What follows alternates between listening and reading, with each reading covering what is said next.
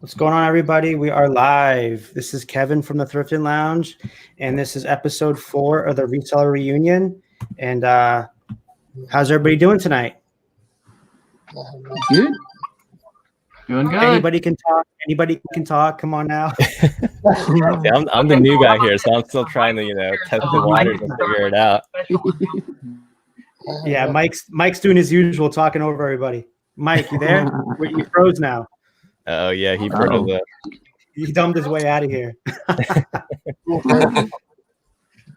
So anyways, we got a lot of Josh on. I'm super excited. Yes, I hear you. Okay. I see you, Mike. We have a lot of Josh on tonight. Super excited. Huge fan of yours. You're kind of honestly, you're one of the guys. You're one of the guys with one of the reasons why I wanted to start making YouTube videos again, because I liked your style. Yeah. No problem.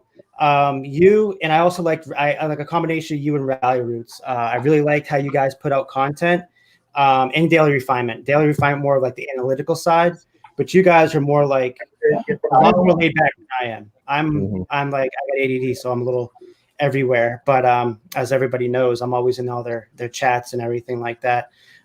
So let's have you introduce yourself. First off, I have one question. How did you come up with the word lot of Josh instead of lots of Josh? Because that's the one thing I always mixed up with. Oh yeah. Lots of Josh instead of a lot of Josh. It's a play on like reselling terms. So when you like bundle something up, like have like a set of 5 video games, that's like a lot of 5 video games. So it's like it's a play off of that term right there, that little phrase.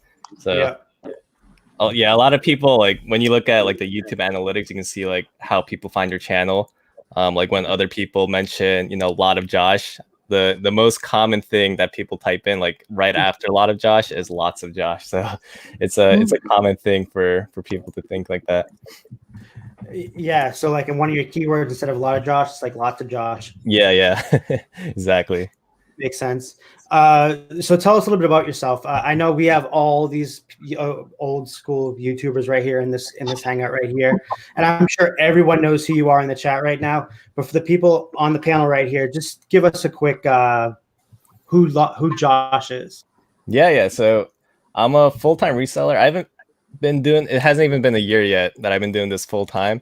Been reselling for about 2 years, but just last October is like officially like reselling is my primary source of income.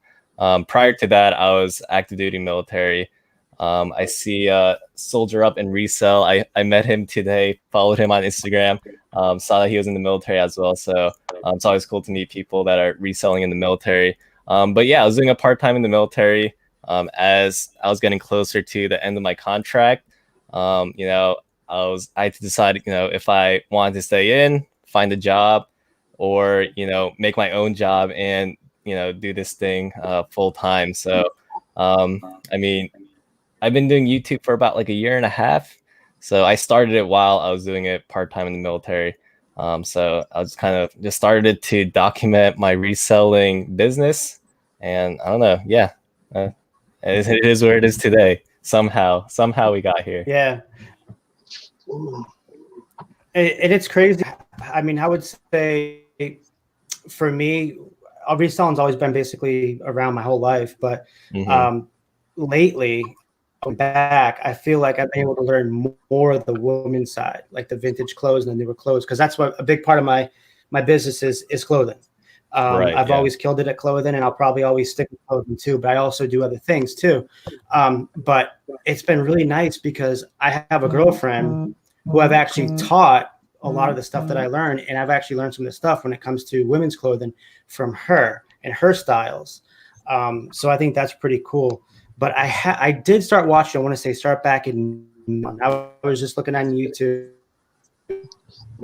out there. Art was still doing it, which I think he was coming back at that time. And then seeing if everyone else was doing that I knew back in the day.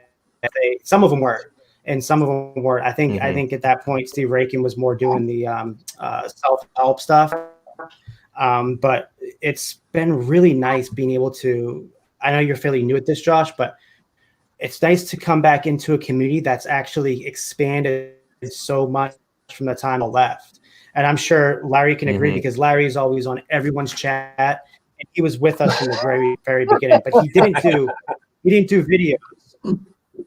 He didn't do videos back then. But now he does videos, which is awesome. Mhm. I'm in everybody's chat. All right, go ahead. Hey, go ahead, Josh. Oh yeah, I mean, I was gonna say, like, even from when I started YouTube like a year and a half ago, like even the community has grown so much from when I first started. Like just people in the chat, I recognize a lot of the names. A lot of people are creating content now, and I started watching their videos because I already kind of felt like I knew them just by talking in chats over time. So, as soon as I find out that, some of the people that I've already known are creating content, like it's like a no-brainer for me. It's like I had to check it out. Like I already feel like I know this person. So it's just the community aspect is seriously like the thing that's been keeping me going on YouTube. Josh is like, no, the 40-inch screen.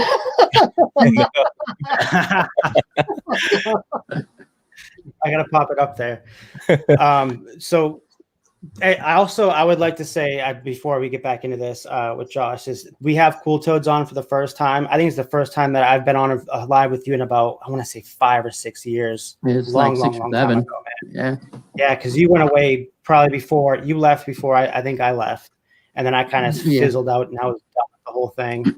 But it's definitely, thank you for coming on tonight, Sean. Means a lot to all of us. Yeah. We were all kept saying in the private chats that we have, that we kept saying, man, where's Cool Toads? Where the hell has that guy been? The thing is cool is he found his hat. That's what made it cool. Yeah, he still has the hat. I have this one and my Giants one. They're always around something. Yeah, man, you're still rocking that. I can't believe it's been so. He was the first. Cool Toads was the first person to put me on. Like I think it was like 9 or 10 years ago. You were the first person to put me on, and a bunch for a lot of people.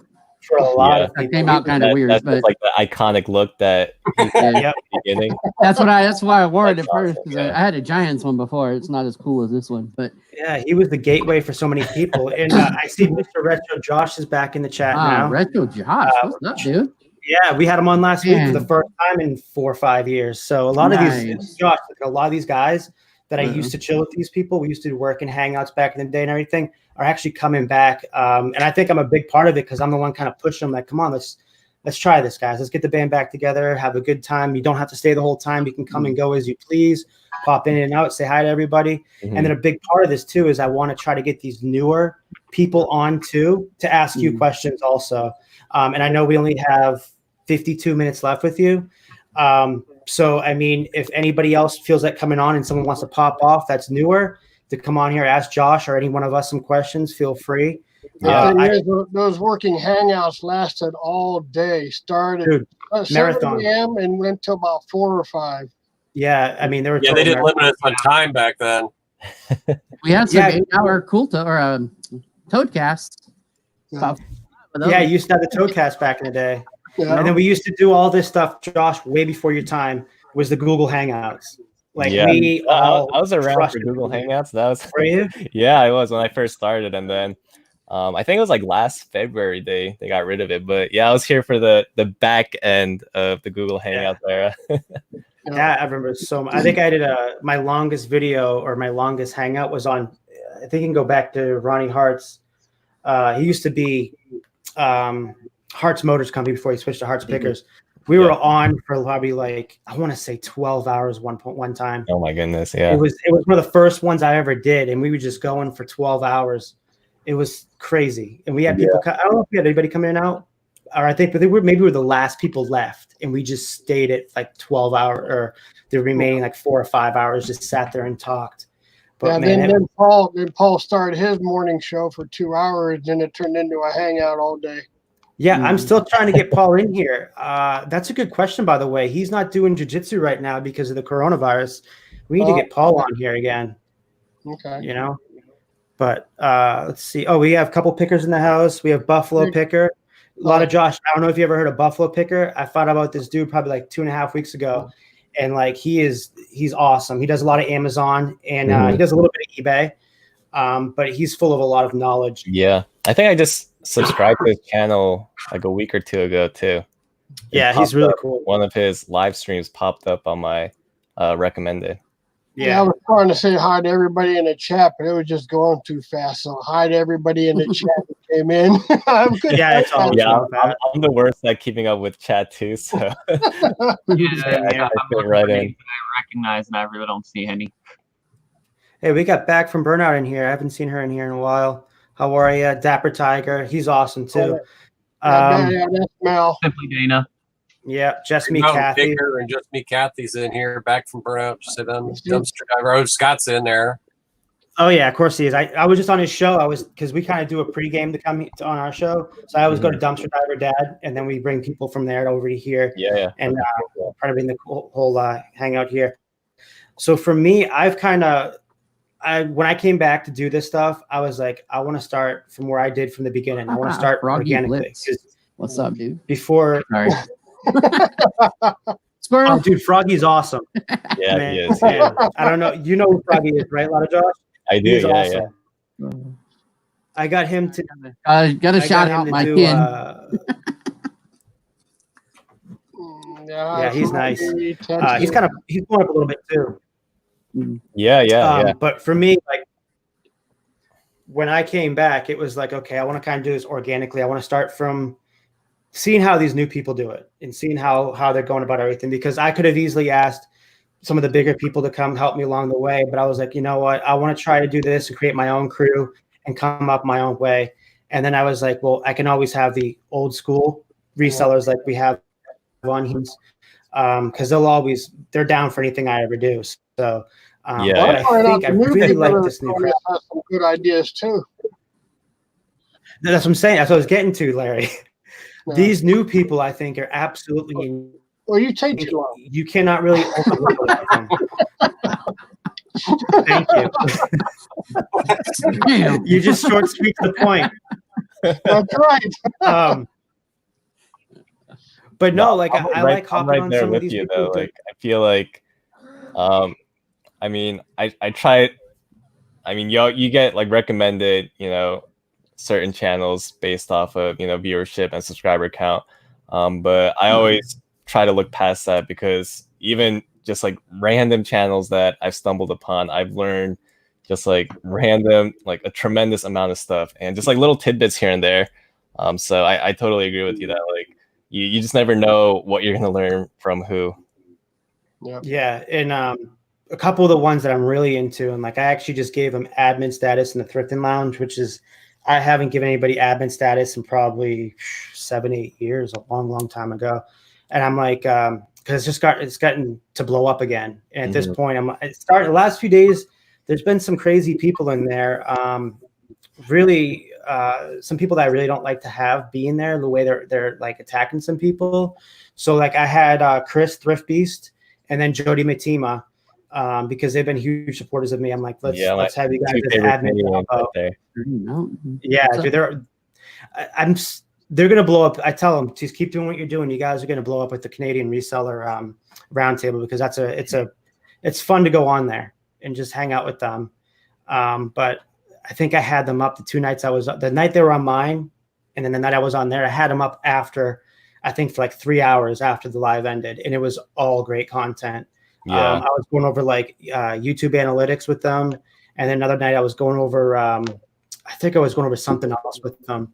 But those 2 nights were pretty fun, and I got to get to know them pretty well. But for me and you, Josh, it's like this is like a feeling out. Like I'm trying to get to know you a little bit better, because I know I've been following your channel for a while. I've been circling the wagon, and then finally Victoria like introduced us last week when I was on her show, and I'm seriously happy you said yes. And I like having people like this on who's also still doing the YouTube game that can help out a lot of these newer people, whether it's anything they can tweak with their videos or whatever it is, because like you said, there is such great, like everyone on here, I'm sure besides you, can attest that back in the day, there was maybe I would say, a dozen people doing this, right, guys? About a dozen people or less? More than that. They would, yeah. Or I mean on like shows and stuff. Yeah, there wasn't much. I think we each had our trading videos and stuff like that. Yeah, but we always would shout each other out and just hang out and have a good time. It didn't matter who had a big channel or not. We used to do videos that were nothing but shouting people out. Yeah. True. Yeah, like top 10 favorite YouTubers to watch. Yeah, we used to. I think little stuff like that. But it was more of. I think some of us knew how we could play with the algorithm a little bit back then, it's insanely hard nowadays. It's a little different.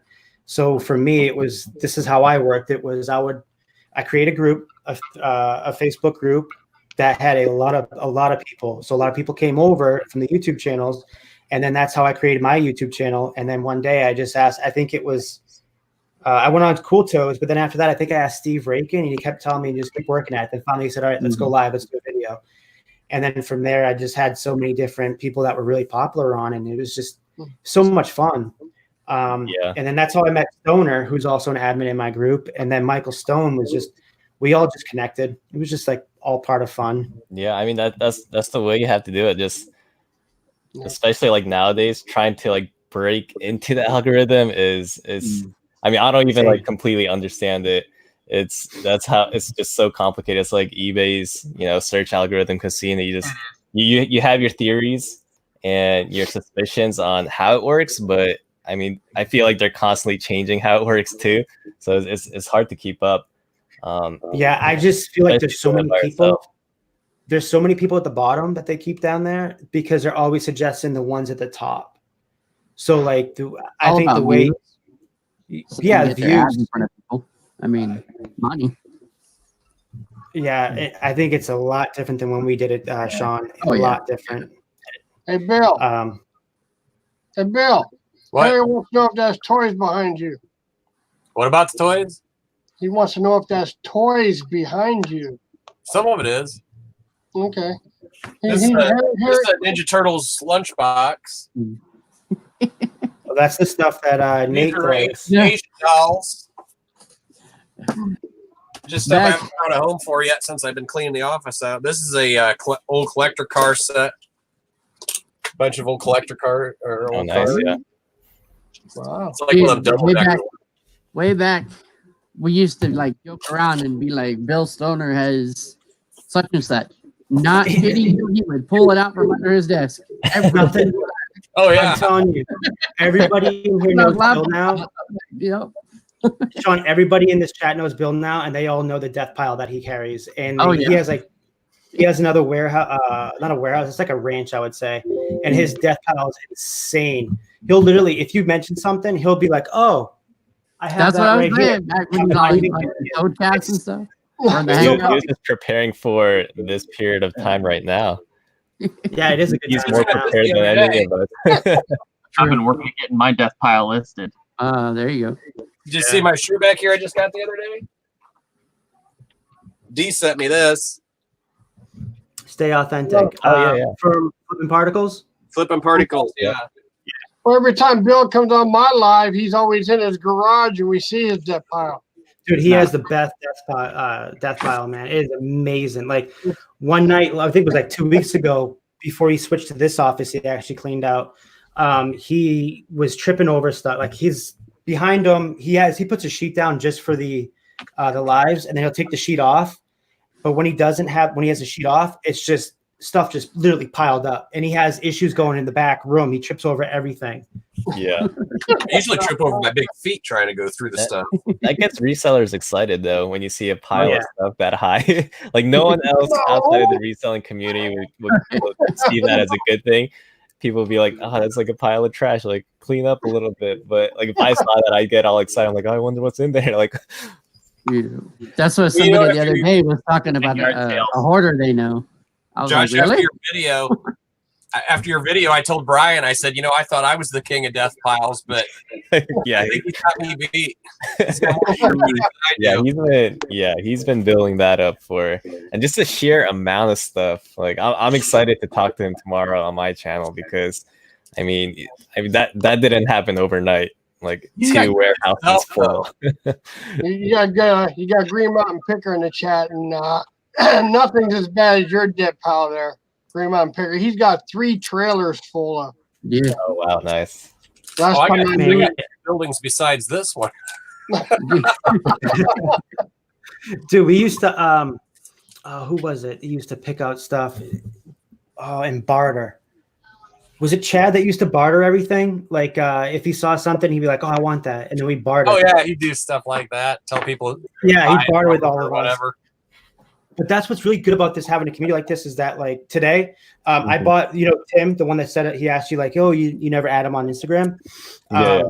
So he actually, I saw this sweater he was wearing, and it's a Letterman vintage from like the 40s or 50s. And I know right away because I love selling the crap out of those, and I'll keep them to wear them for a little bit. And I'm like, dude, I like that one. It looked like a old school Texas A&M logo, and a pure white. So I told him, man, I'll buy that from him. So he sold it to me like $20, and I'm like, dude, I'll wear it and I'll shout you out. I'll do like an Instagram post. So then from that post, I got LAFerty, who's an old school reseller like us, and he said, hey, I saw that post.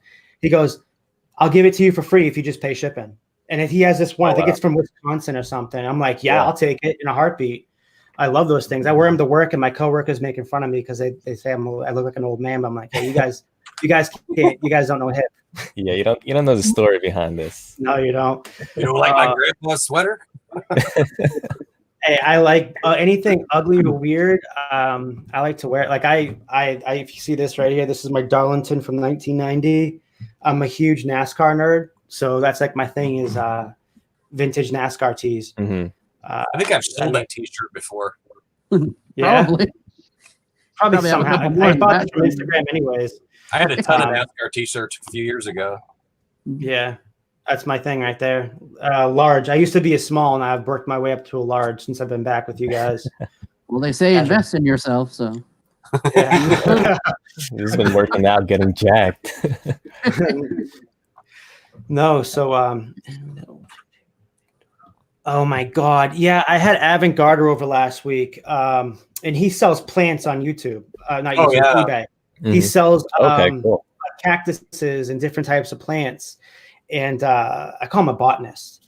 So I was over his house, or he was over here, and I was watching this video. He did a a trailer for a movie. Like he was in a local movie around here. And he was in the trailer. He was showing me the trailer. I'm like, oh, well, let me show you the one I did with my daughter.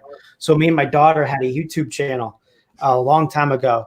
And I was doing those like unboxing day things. It was back in the day when like unboxing started like getting really hot. Unboxing videos for like kid toys. And we sat there and we watched it. Man, it brought back so much memories. My daughter's 8 years older now. And it's just, I had her watching it too, and she was embarrassed. But for me, it was like, I should have been embarrassed about myself. The way I looked back then, it was more like, it was a good time seeing my daughter like that and having a fun time. How old is your daughter now? She's gonna be 13 in May, man. No, Hank. Yep. And my youngest two are 7 and 8. So I'm getting old, man. Just turned 35. Oh my God. Yeah. I don't know. I played basketball last week for the first time in like a year, and I felt it in me. It was bad. I was hurt the next following 2 days. That was the first time I ever really felt. Larry just passed out. Larry, I like that Winnie the Pooh behind you.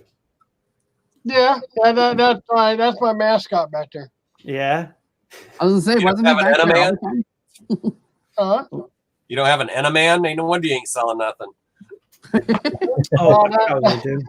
told my wife, I said, I need to get me an Enaman. I need to talk to Yeah, I got one of those right up here actually.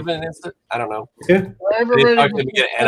Moving Winnie the Pooh, people get upset to wonder where he's at. So I'm like, okay, I just leave him there. Oh yeah, isn't that what Commonwealth Picker? Yeah, Kevin. Commonwealth Picker. Yeah, is his name Kevin? Yeah, Kevin.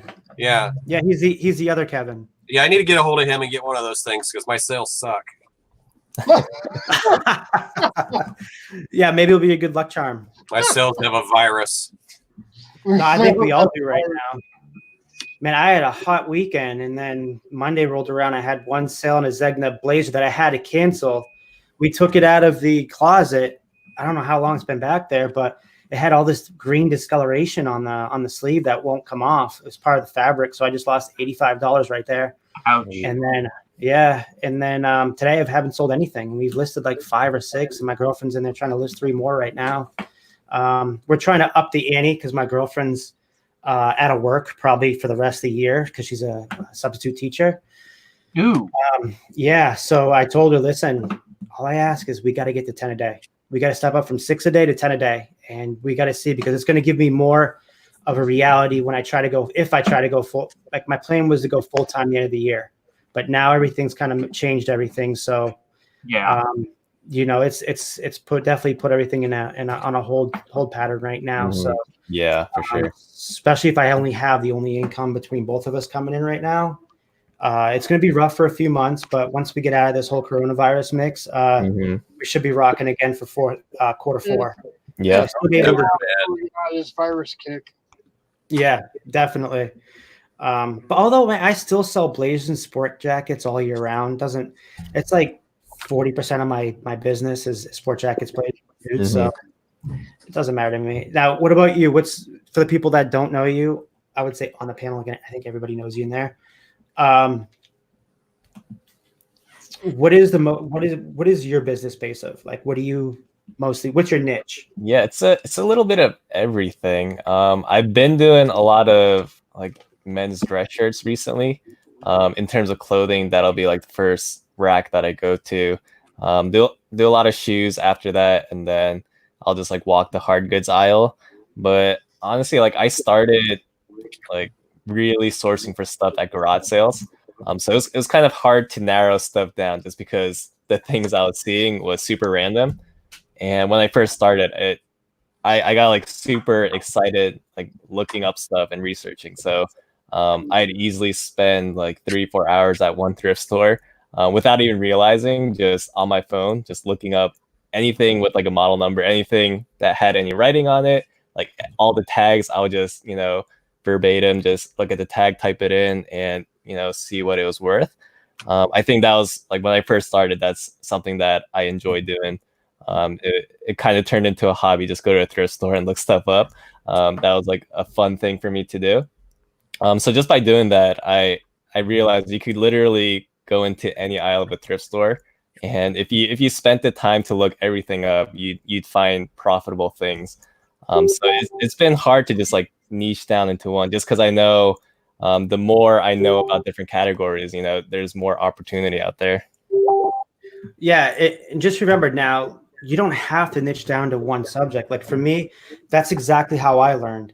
I went one day to a Goodwill, and all I did was I just started picking up. Do you like the same thing with you? With that phone, your phone is your best friend when it comes to eBay. You can learn the solds completed, and then from there you have your percentage of what stuff's going to sell and how much usually it sells for. I also think a big plus is that they added TerraPeak too. Yeah, that's been a huge help too. I think it goes back, it's not like worth point level where it goes back multiple years, but just having that entire year of data. Things sell, seasonal items sell all year long. Like Christmas items will randomly sell in the summer. But having that data, based off of each quarter definitely helps if you're willing, if something's hot in Q4 and we're in Q2, if you're willing to wait it out, hold out for that Q4 price, then that's like the beauty of TerraPeak. Oh, we're in Q1 still. Yeah, we're still a little tail under that back struggle. Almost Q2. Yeah. Let's see. We got Froggy Flips, of course, saying, question for Josh, how'd you score that resale killer's box knife? Oh, yeah. I have a feeling it's going to be, let me guess, either Garage Flips or from Froggy. Yeah, it was through Garage Flips. I think like last February he had me on his channel, and he just had me on for an interview, and then through him I was able to talk to Steven Stead for a little bit, and they saw a video where I had those just like typical box resizers that you can get off Amazon, the one where you can adjust the wheel and it has the little ruler on it. That one. They saw me use that in one of my shipping videos, and they sent me one. They were super generous in sending me that. I actually need to replace mine. It's had parts break off, and the wheel is loose. You gotta take care of that. But yeah, it needs replaced. I use this to resize my boxes. This is from like Scotty Peeler type thing. Yeah. A lot of times I'll just My push Scotty down the Peeler. box and force it down. Damn, dude. I got that one. Wow. You don't need to carry a knife or nothing. You're just like, hey. When I was younger, I used to have them all long and all sharp. No, you. Just for I reselling. believe that actually. Everybody in the chat has a question for Josh. Put a bunch of question marks in front because it makes it easier to see. Yeah, because Larry's getting old. You got that right. That's why I got 2 sets of glasses. Dude, I totally believe it. I have night glasses for when I drive my car. Like I've got to the point where like I had to get them redone, and they cost me like $600 because I got like it. They totally upsold me on everything. Like I'm good. I'm really good at buying things at a good price, but I suck at the upsell, man. I fall for everything. You know, full tint glasses, sure, extra whatever they put on it. Yeah, man, that's cool. Cute college girl or something. Hey. Yeah. No, it's the opposite. It's an old person. Older lady. Oh God, grandma thing, huh? That doesn't make me feel better. That's for another video. Yeah, right. Oh, all Different right. channel, I think. Yeah. Looks like we have Avant-Garde. My buddy, he's in the back right now. Looks like he wants. Anybody want to step out for a few and get you back on? I'll have you guys pop out real quick because I'm sure he wants to ask Josh something. Yeah, I could if you want. I don't care. Yeah, what? He just left. Why don't you Do I finish need to do it, or- for a while? I'll pop out. Are you sure? Yeah, you're gonna stay in the back end. Yeah, just throw me in the back. Okay. I'll figure out how to do that again. Or do you do? How do I do it? Oh, I gotta look above it. I'm just sorting postcards. There you go. Dane coming in with the big question marks. There you go, How you Dana. doing? Dana's awesome. Dana's really cool. Yeah, She's I been know there Dana. since I've came back. She's been here from the beginning. Same thing with Danny May. Danny May is amazing. Old school pickers here. People right there. Old school Yeah, picker. here he is. All right, here's my buddy. This is guy I was telling you about that. He So like this. Cacti. does the plants. Yes, he actually just restarted. Just started reselling, and Okay, dude, cool. he's really good, man. Like he posted one of those pictures in our group, and I've actually been over to his house to look at what he got. He got 50 pounds of Legos, right, for $25. 40 pounds for 25 bucks. Yeah. 40 for 25, right? Yeah. $25. It's crazy. The lady in front of me, she was trying to talk him down to 20, and he's like, "Oh, it's still early in the sale." And I was like, "Well, how much you asking for him?" He said 25. I was like, "Oh, well, I think I got that." Yeah, for 40 pounds. How's that coming along? Well, I've done bulk Lego very slowly in the past. Yeah, it's very tedious from what I remember. I've started the sorting, but I think I'm just gonna sort out the minifigures and the odd pieces, and then sell the rest bulk. What was this? Okay. So, anyways, how? What was I say? What I want to, because I listened to your video today, and you were mentioning about how you're new, and I wanted to say, what's the one hard transition you've had that you've probably had to overcome with reselling? In terms of like going from part-time to full-time? Yes. Sorry, I should have been more specific. Yeah. I think I had like 2 big expectations going into full-time reselling, because I was pretty comfortable with what I was making doing this part-time. And in my head, I was like, okay, if I'm doing this, dedicating 10 hours a week to reselling, and I'm making this much, if I dedicate 40 hours to reselling, I just have to multiply that by 4, and I'll quadruple the amount of money that I'm making. And I quickly learned that, those are just very unrealistic goals. I could list like 50 items a day for about like 2 to 3 days, and that would be at the point like that was like beyond burnout if I forced myself to do that. So I think just running out the gate a little too fast and just trying to figure out the right pace to still grow, but making sure that I'm not burning myself out in like 2-3 days. to the point where, you know, I'm working 3 days and then I'm just, you know, out of the work, you know, all my gears are, you know, clonked out for a week. Yeah, man, I think that's probably, we all can attest to that, especially if you're going from full-time to part-time. I mean, it can be rough at times. Especially if you're yourself, right? Yeah, it's one-man operation right now. Yeah, it's a lot rougher doing it yourself, because when I was doing it before I left, I was doing it myself, and I could probably max out 8, 9, 10 a day if I was almost close to blowing myself out for that day. I've learned is how to scale, like, and I'm sure you know how to do it now, which is very smart because a lot of people don't do it this way. But then now you know, obviously, to scale back, be consistent, just go with the flow, relax, and then just if you can get 5, 6 done a day, that's great. Don't do the 20, 30 a day. Like, so I see some people do 20, 30 a day, and then of course they don't have enough to list the following few days, so they're going to get the good sales the first few days. But then if you don't have enough replenishables, those sales kind of drop off. Because for me, let's see, let me get Flippin' Flamingos on here real quick, and I'll keep going with what I was saying. Say, if you're hard, hey guys, you can do that. Hey, how's it going? So getting back to what I was saying, great. How about you? Can you hear me? Great. Oh, that's good. Are you really? Oh, okay. I thought you guys were on a couch. No, the kids kicked us out. No funny business. Oh, yeah. This is the first time I think we've had you guys on. Yeah, it's the first time. It's the first time. Yeah. So you guys been able to catch y'all live. Yeah, thank you very much for coming on. We do this every Wednesday, 8 o'clock. I just started. This is the first time we've actually had a guest to be on the panel. You can ask them questions, everything, because before it was just like everybody, like our older, you know, that used to do this. Now I'm like, well, let me bring on some of the little bit bigger people, so you guys, and you can learn from them. So that for the next few weeks. And I hope you all enjoy it and watch it and everything, because I'm always the type of person that's always trying to tinker with things, just tinkering with it and seeing what works and what doesn't work and just going with the flow. That's awesome. Do you have any questions? Do you have any questions for Josh? I have a question.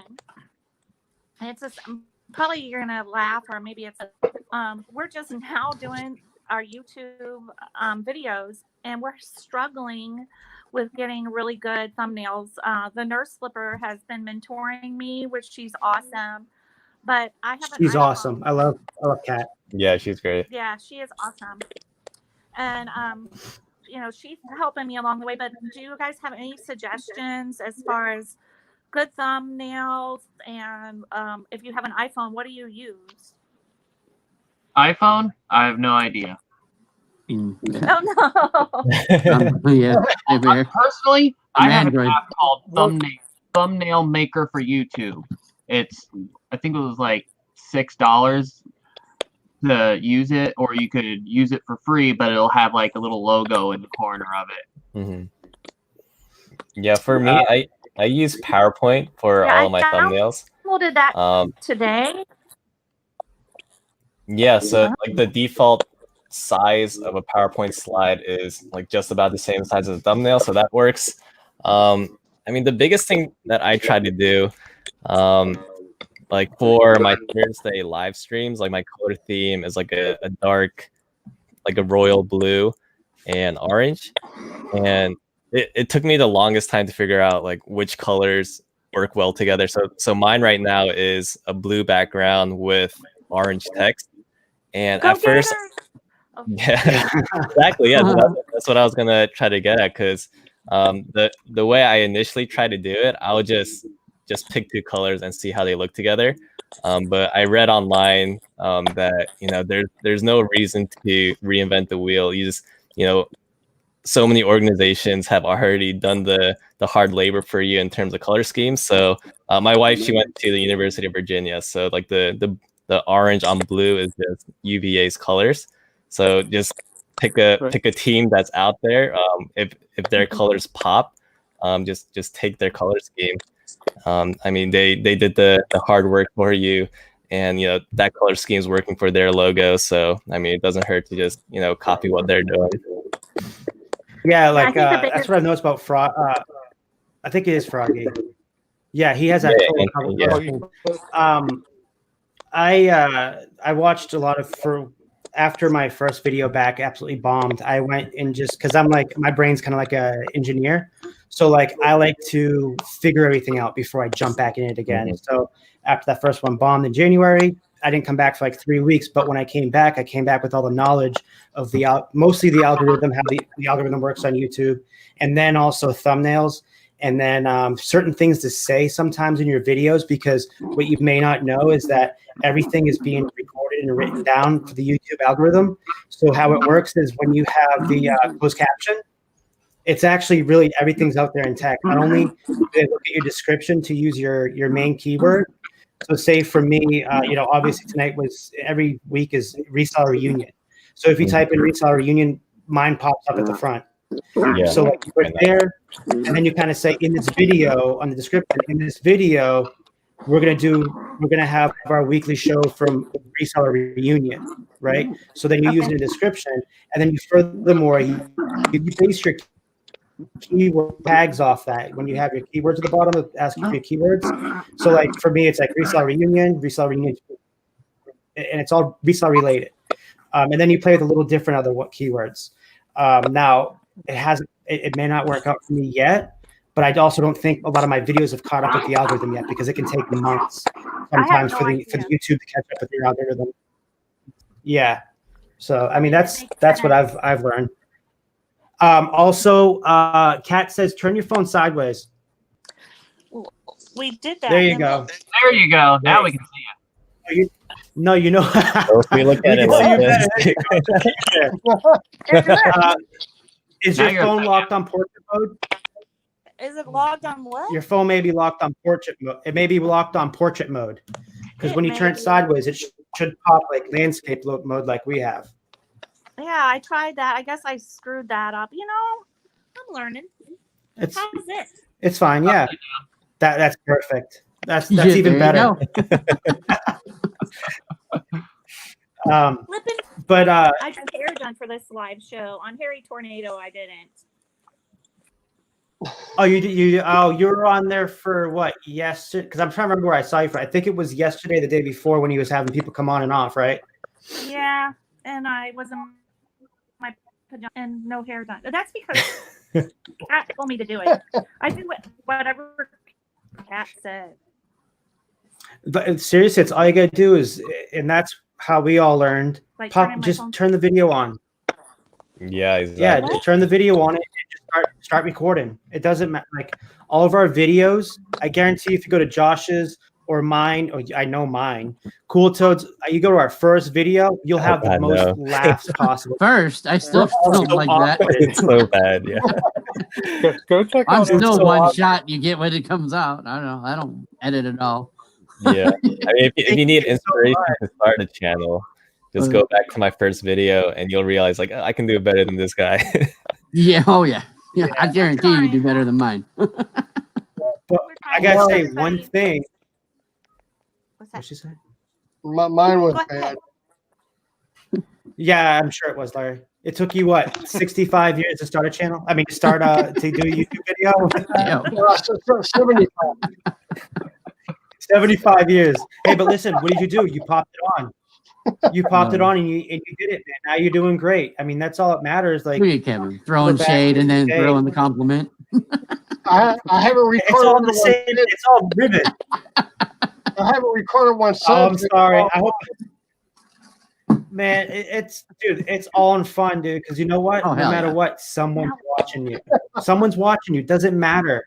And for me, like, I totally missed back in the day when I used to I had maybe once every 6 months somebody say, listen, I was in a hard spot and you literally changed my life, man. I was homeless. I had a guy tell me he was homeless and he watched one of my videos randomly popped up and he literally started reselling almost. I think he did a full-time gig. That was a long time ago, but that stuff, yeah. I mean, but that's the reason why I'm like, I wanted to come back because I have a lot of things to say. content. And I just Still. want everybody to have a good time and make money. And that's what this is all about. Yeah, that's why we're doing it. We just want to have a good time. We're going to put out some crazy stuff because we're crazy. Like, really, the reason our phone isn't turned landscape is because we are in bed and we don't want you to just see everything. You know. So we should be thanking you then. That's... Yeah, we should be, yeah. Or maybe this is a learning opportunity, Josh. Isn't this supposed to be a learning opportunity? Little do you know, Josh. Let me get my. See below. Write that down. Always a learning opportunity. Oh man. So any other questions, Flippin'? Or Flippin' Flamingos. I don't think text so. is I mean, so I'll small. hit you up with some, from time to time, but we would really appreciate y'all, looking at us, looking at some of our videos. We've only put out 5. I think or 6. 6 or 7 now. If you give us some feedback, we'd appreciate it. Okay. Yeah, Definitely. One tip: be consistent. Be consistent with whatever you do when you're reselling or you're doing YouTube videos. Because with me, I know with me, when I left, my channel flatlined. So with me coming back is a lot harder than it would be than Josh, because Josh being a newer channel, he can get more steam ahead. But me having a channel then flatlining and trying to bring it back is probably the hardest thing. And I've dealt with thinking about deleting my channel and just starting a new channel, but I'm like, you know what? I have too much memories on this channel. Everyone knows me as the Thrifting Lounge. That's one thing I'll never change. So by consistency, would you say a video a day, a video a week, 2 a week, or no, not a video a day. That's too much for you. Just come up with nice. Exactly, 1 a week, 2 a week, but just every day is hard for you, and it's gonna put a lot of pressure on you, and then you blow yourself out. And I'm experience. What was that? What'd you say, Larry? They're gonna get burned out. They do 1 a day. Yeah. I mean, when I first started my channel, I was doing like once a month, and then once I kind of like acclimated myself to that, I do like once every other week, and then it's over time. Because I mean, when you first start with like the video editing, just trying to figure out what all the buttons do, like something that would take me like an hour to edit now. Back then, if I tried to make the same video, it'd take me like 3 days just trying to figure everything out, the program itself. So, I mean, just over time, you'll learn like little shortcuts here and there. And I mean, you'll be able to do the same amount of work in terms of like video editing, in terms of filming. I mean, when I first started, I would, retake my intro like 10 times, and it'd just be like, "Hey guys, how you doing?" And then, I'd have to say that because I'd stumble on just that simple phrase like a million times. So, I mean, just over time, you kind of get comfortable, talking more on camera. You get better at video editing. So the same amount of work, you can cut it down to, a shorter time. But yeah, avoiding burnout, that's the biggest thing. I think knowing that consistency is such an important part about YouTube, that's always something that's a burden almost sometimes, because you're like, okay, if I don't do like X number of videos this week, and I hold off for another week, maybe my video is gonna fall out of the algorithm or whatever. The search rankings will just completely disappear because I disappeared for like 4 days. I know what's wrong. So it's just like a constant burden that could be looming over you. So you just have to be consistent, but to the point where you're not going to burn yourself out. Hey Kevin, Mel, if she's still here, she had a question for Josh. Yeah, what's the question? Ways back, that's a real juggle there, Josh. How many are you aiming to list a week now? Why is that not working? Now, so I'm trying to list. So weekends, I typically don't list anymore. So I'll try to list like Monday through Friday, and I'll do things in batches. So I'll try to photograph like 10 to 15 at a time. And that's typically about where the listings end up being a day, around anywhere from like 10 to 15 on average now. I tell myself I'm going to do a batch of 10 to 15, list 10 to 15, and go back and photograph another 10. But usually one cycle, I'm like, okay, time to do something else now. I'd say like 10 to 15 on average for 5 days a week is what I typically list on a week. Okay. Yeah. Now, do you feel like lately you've been able to ramp it up? Yeah, like last week I didn't do any sourcing, so I was able to list like 15, 20 a day, I feel like. And I think today I listed like 17. So I mean sourcing, not going to thrift stores these days. I mean it definitely has freed up a little bit of time. And sourcing just takes a lot of energy, especially if you're thrifting, just driving around all day, coming back.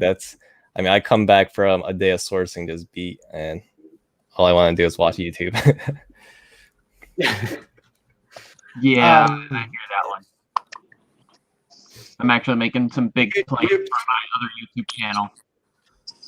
Well, I think YouTube's great for motivation, really, like just popping on and whether you're on a live video, like I know whenever I'm done a live video, I can be exhausted, but sometimes I can be like, okay, I'm ready to go back to work, have a good time, or I'll just be sitting there watching. I would say the top 3 for me, the ones I watch a lot, you're one of them, a lot of Josh. The other one would be Craigslist Hunter. I love his style. And the way his store is amazing. I think he should just have his own freaking TV show. And then I also like Cali Picker. Sorry, I rotate. I think at any given time I could probably like consistently watch maybe like 3 or 4 channels while still being productive with my business. So I'll like rotate through and like catch up with people. Like I've always watched like John Cincinnati Picker, Lonnie over at Garage / Shed Flips now. Like Justin Arbay Flips, Thrift Mine, like those guys are really like the first people I like really started watching and really getting like motivation and learning a lot from. Craigslist Hunter, he was definitely one of the first few channels that I started watching too. The video today where they had to close shop temporarily, that's like it's like to the point where I feel like I've been watching these people so long that I can feel like the emotion that they're showing in the video because I've just been following them for so long, and it feels like personal, like someone that I know personally. We did go thrifting today, and it's kind of sad because Goodwill has cut their hours. And then they've cut their full-time workers back to part-time. So I know they're thankful that they have hours coming in because there's people out there that aren't getting any hours or any pay. But we did go in. There was a few people there. I'm taking it serious, but I'm not allowing it to control my every minute of my life. I know that some of you won't, and I know like a lot of Josh, I know that you have said you won't, and I don't, that's a personal choice.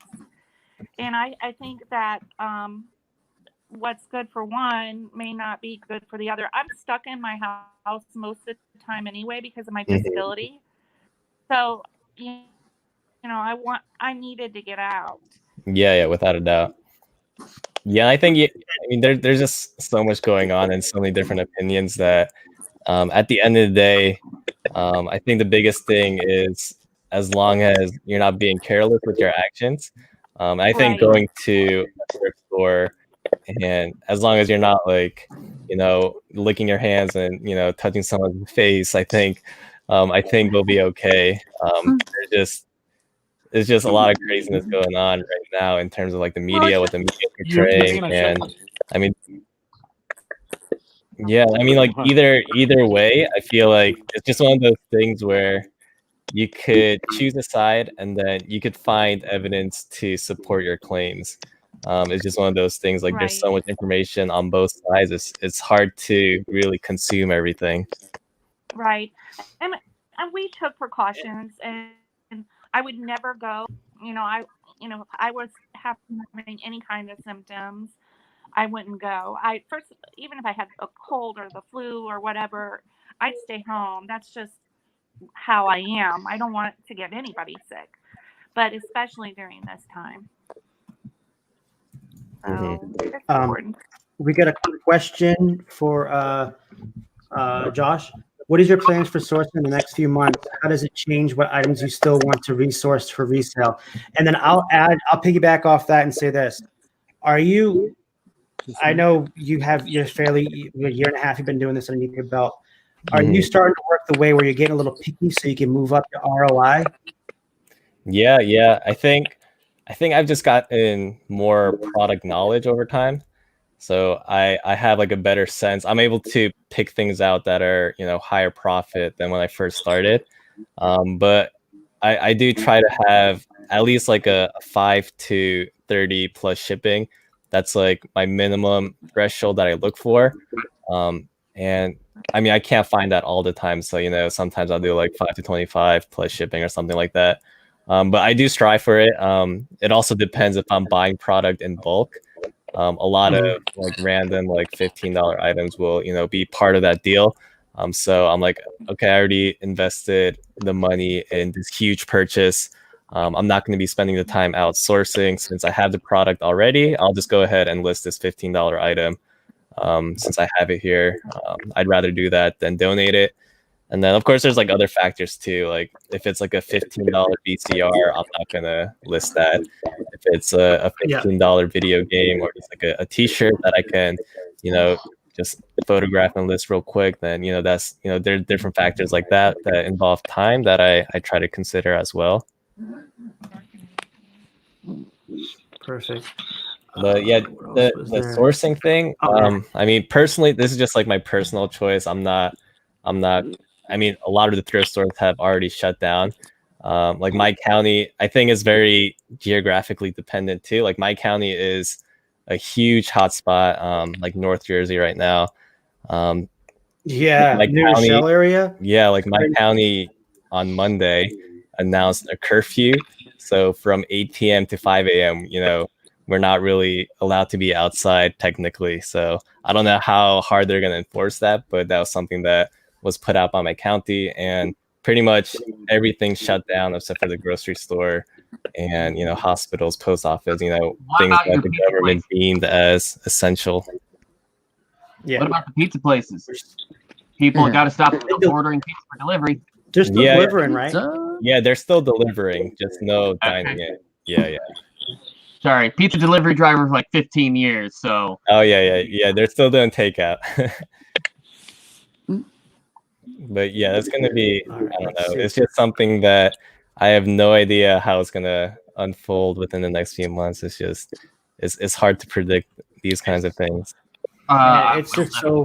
I mean, if you look at the stock market right now, it's absolutely insane. Right now it's not the best time to be buying in the stock market yet. But you wait 1 or 2 weeks, that's going to be when probably the bottom's going to be blown out. My thing is, in 1 or 2 weeks, if it still keeps going down, be worried about a global depression, right? A global recession right there, because these companies are good taken care of, but when they start reaching that threshold where they keep going down, then they're losing money. So that's no good. So this is a really crazy time. I've never seen anything like this. No sports, nothing. I had to cancel my vacation in 2 weeks, man. I'm so bummed about that. But hey, I mean, it is what it is right now. All we can do is take the punches. Let's see. I got a question. Yeah.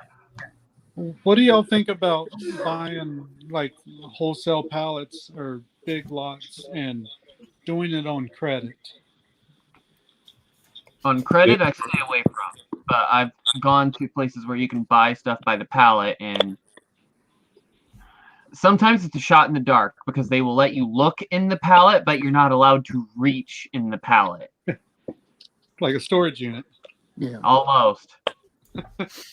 But at least you can get different angles of the look of the pallet. You can walk all the way around the pallet. It's like, is there anything in there that I want? No? Okay, next pallet. Anything in this one that I want? No? Okay. Hey, I think I see something all the way at the bottom. But I don't want to pay $2,500 for that pallet. I think Nurse $200. It looks like a lot of junk. Nurse Flipper does a lot of pallets, if I'm correct. She does. I think she does. Yeah. And she does really, really well. That's one thing I can say about Kat. She absolutely crushes it. But But Mr. Retro Josh says, have you guys heard of everyone getting $1,000? What are your thoughts? Yeah, I hear you, $1,000, but that's not enough to pay any of my bills.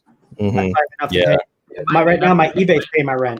So next month is probably not my eBay paying my rent, probably my regular job back to paying my rent. So no more fun now. It's times I'm like sorry this, to cut I'm you. glad I still have I my actually have to go. I had about an hour. Yeah. No, I appreciate you guys having me on for this show. I'll try to pop into the chat as you guys do this weekly, and then maybe pop back on. Next week we have Renzi on. Oh, really? Okay, cool, nice. Yeah, and then in 2 weeks, Daily Refinement. Oh wow, okay. Chris. Wow. So, okay, so you got some. Coming feel up. free, man. Also, feel free to come on whenever you want. This is what this is all about: hopping in, hopping out. Yeah, for sure. Also, I'll be reaching out for you. So next Thursday, I'll be on your channel, and then I'm going to reach out for you for the Masters of Reselling show that I do with Bill. Yeah, appreciate you having me on. Definitely. Yeah, we'll keep in touch. Okay, And Josh. thank you later. Well, bye. Thanks, Josh. All right, let's get. Who else do we have? Mr. Retro Josh is back. He's back. What is up? What's going on, Josh? What's going on? How's it going this week? Pretty good. Pretty good. I got a good deal today.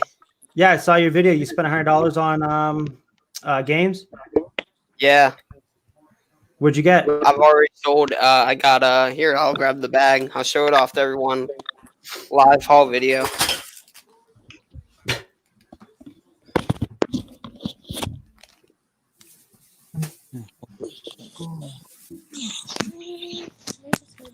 Like I didn't get much today myself. Hey, Kevin, Bill left. What's up? Bill left. He said he'll talk to you tomorrow. That's fine. That's cool. So for $100, I got Pokemon Y, which I've already sold for 10 plus shipping. I got Pokemon Ultra Moon. You didn't sell that one yet?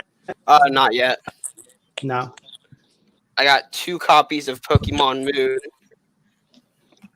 And how much you trying to get on all those? Most of them are around 15. A couple of them were in the 20s.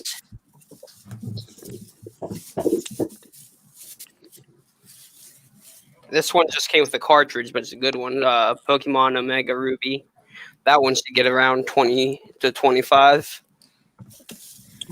And I got 2 chargers and 2 2DS consoles. I got the red one, and I've got the blue one, which I've already sold for $40. Okay. Oh, not bad. How much are you asking for on the other one, the red one? $40 too. $40. So I'm trying to sell stuff low because I'll be honest, I have bad feedback right now. So I'm just trying to get stuff to move so I can get some good feedback going. Yeah. Well, because you haven't been doing it for a while, right? Yeah, and I've got 2 negatives from honestly when I was just lazy and didn't notice. And because I haven't been doing it much, those 2 negatives put me at like 91%. Yeah. It's kind of rough. Just gotta start selling more. I'll put it back as long as you keep selling more, man. How much have you sold since you've been back? Like, what would you say? I think right now the past 31 days is $350.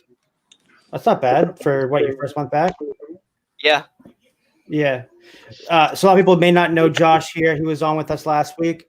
And he's a guy who's been around for a long, long time. He's only 22 now. 22. Yep. We all met Josh when you were 13 or 14. I started when I was 13. I think I made my first video when I was 14. Yeah, so probably 14 years old. And he used to be on all of our channels, the reseller meet and greet back in the day. But yeah, he's back selling again. It's pretty cool how a lot of us have been able to just. I think what it is, and I had this talk with Sarah and Dave Gilman. I think what it is that reselling something you can go away from, but it's always something that's there for you. Like something you're like, I don't know, maybe it's just your instinct that you're. Yeah. For me, it's just I missed it so much. Yeah. I think that's definitely hustling. And then also more knowledge, the more money you're going to make. And I think it makes your brain like an encyclopedia, and then you become immune to it. It's like second nature. So that's another good tip right there for you flipping flamingos. I don't know how long you guys been reselling, but I know all of us on here have been doing this for a long, long time. And the more items or the niches you can niche down at first. I would suggest niching down first so you can you can understand one subject first, the ins and outs, and then branch out's fine. Just that's okay, Yeah. February 27th was when we started. Okay, so you're recent, a couple weeks. Yeah. No, not this year. Last year. Last year. Okay, so a year, kind of like around the same time as Josh. A lot of Josh. Right. So for me, I would say a big thing is when I first started, I already knew a lot about something. So when you already know something about a subject, kind of flock to it and use that as your advantage. So when you go and see something to resell, you could say, oh, wow, this Ralph Lauren polo shirt. I know, man, I used to like this thing. I used to wear something like this back in the day. You look online. Oh, sure enough, only a couple keywords you got to enter. Wow, it's going for $50. I can get it right now for $5 or $4.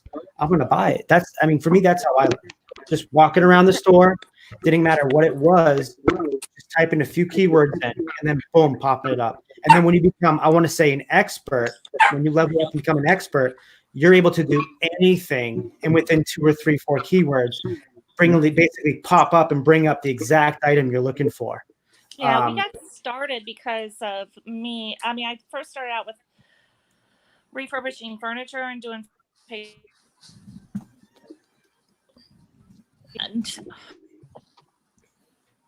Hello? Oh, I think she's cut out. Uh-oh. There you go. Oh, we lost you. What'd you say? Yeah, we can't hear you. She lost her mic. Uh-oh. Can you hear us? We can see you. We can't hear you. You may need to pop out, then pop back in. Yeah, they may just need to pop out and pop back in. But hold on, if I can pull them back, stage, and then pop them back up. Let's see. Yeah, they're frozen. Yeah, they're frozen. So they're going to need to come back out if they can hear. Yeah, they're totally frozen. If you guys are listening, let me write in the chat. Anyways, you guys talk amongst yourselves. It's cool, Mr. Retro Josh there, but his first car with eBay sales. That was pretty cool. Way back in the day. Yeah, he was talking about that last week. Oh, did he? Man, cool. Yeah. That's pretty I told awesome. him, man, imagine if he stayed with it, dude, because he was doing amazing things, dude. He was good times and everything. But again, you got to be consistent, and that's one thing I think a lot of us weren't. Where right now, a lot of the big people are crushing it because number one, they're consistent. They're consistent doing whether it's 2, 3, 4 videos a week. They're consistent with it. They also haven't been doing it for as long. After you've been doing it for the long haul like we have, you do get burnt out. Oh, of course you do. Yeah. Man, but it's so crazy now because there's so many people out there doing it that I find it kind of, I don't know. I don't see many people burning out that are already at the top because again, they're also taking advantage of, they're making money off off YouTube too. So they can go either route, sit back, make a couple videos, throw up 100,000 views and make money off YouTube, sell some stuff to YouTube subscribers, and then you're good to go. The more money you make, the more other things you can do too. Hire VAs for certain things, like going through your comments, or let's jump into this. Let's jump. This is a good point because I have it on top of my brain. So say this. Say someone gave you, say you great at YouTube, you make like $5,000 a month, right? What would your be? I'll ask you first, Sean. what would your next business goal be from there when it came to eBay? Would you try to scale up, or would you hire a VA or hire somebody to do your pictures and stuff? At $5,000 a month? Yeah, say you were making off YouTube $5,000 a month, but you have easily I hire somebody to do my videos and possibly list for me. Yeah. But and then of course there's always, one of my thoughts back then was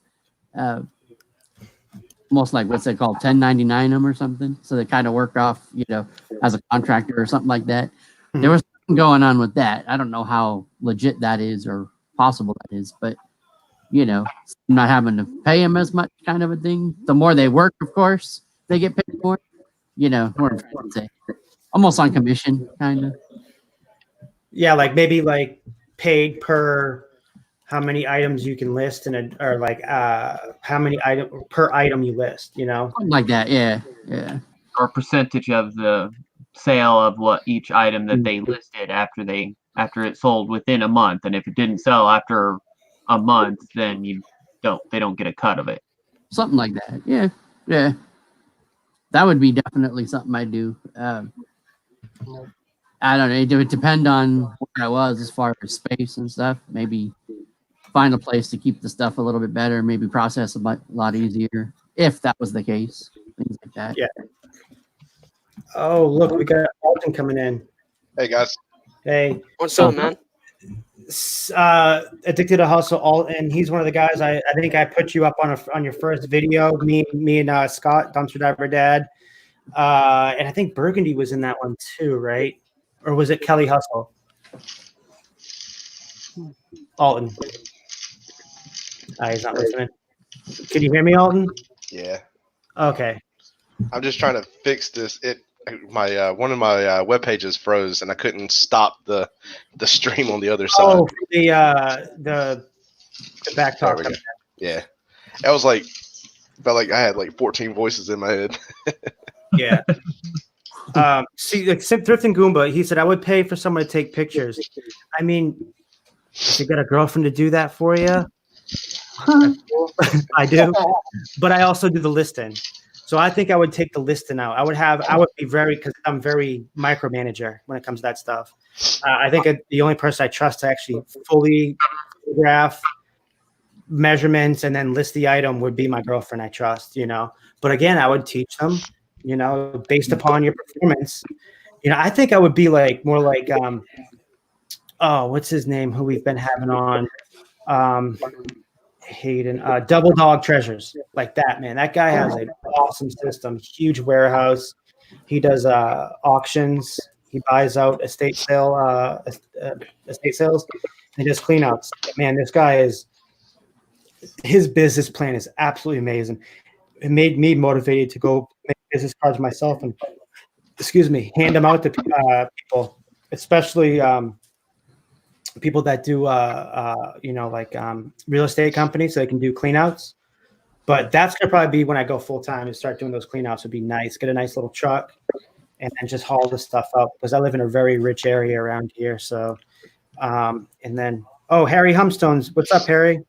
But the same question, I was saying to Alton, I put you up the first time, me and Scott, right? And that was with Kelly Hustle, or was that I think Burgundy was in that night, and then I think at the very end, I think Kelly came on, but it wasn't for his jump in. Yeah, because I was super excited to have all you guys on, because you guys it was a fun night, man. I know how you guys, when new people are, man, they're nothing but excited, and I love being off the excitement energy. So that's mainly why I love having everybody that I know here, because I'm very comfortable with them. If I'm not doing well, they can pick me up by my bootstraps and get me going, because everyone knows I talk a lot. So, but and I definitely want to introduce you. You were here last week. You already know Mr. Record Josh, right? Yep. Cool Toads is a guy. I don't know if you're in the chat earlier.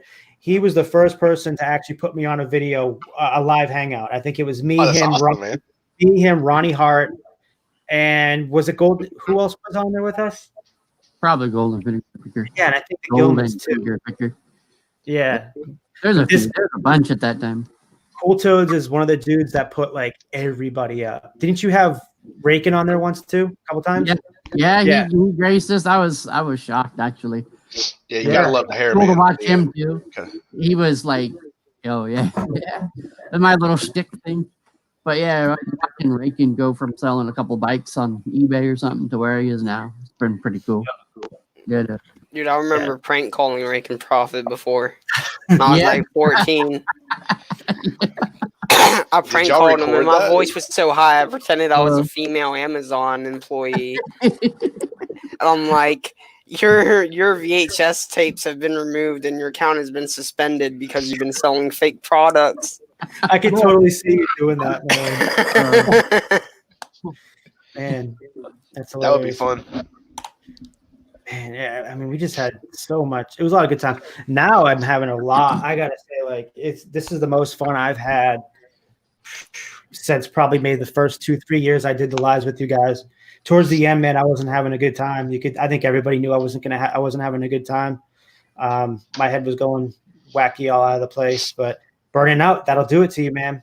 The burning out is you'll fact track yourself to sometimes it's just quitting altogether, your eBay business and everything. Just doing the thing that you love. That was the thing about me is I love doing this stuff. Oh, look who's here, Cali Picker. How you doing, man? Cali. I'm gonna try to get in here because he said he got a new roommate now at his the nursing home.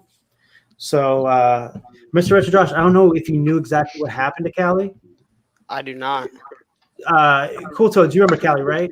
Oh yeah, yeah. Well, he has I think it's a degenerative bone issue, like from smoking. So like he's losing all the skin on his bones, and he gets what is that, Larry? Not blood clots, but I don't remember what he called it.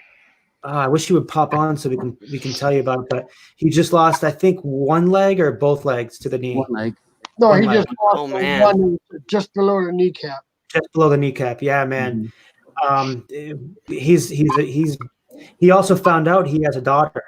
And Yeah, I remember that. Yeah, man. So he's doing the best he can with the situation he has, and we all do. Vicky, who was it? I think it was Victoria. No, Anthony from Ecom and Beyond. He did a prayer on a couple of Wednesdays ago when he had his operation, and it was I couldn't believe so much in the community was praying for him, and it just goes to show you how much love is in this community. Well, Victoria had a show. Yeah, Victoria. That's what it was. The day of the surgery. Yeah, and Anthony was on that. I remember doing live streams from the hospital and all the support I got from that. That was awesome. Yeah, because we're all here for each other, man.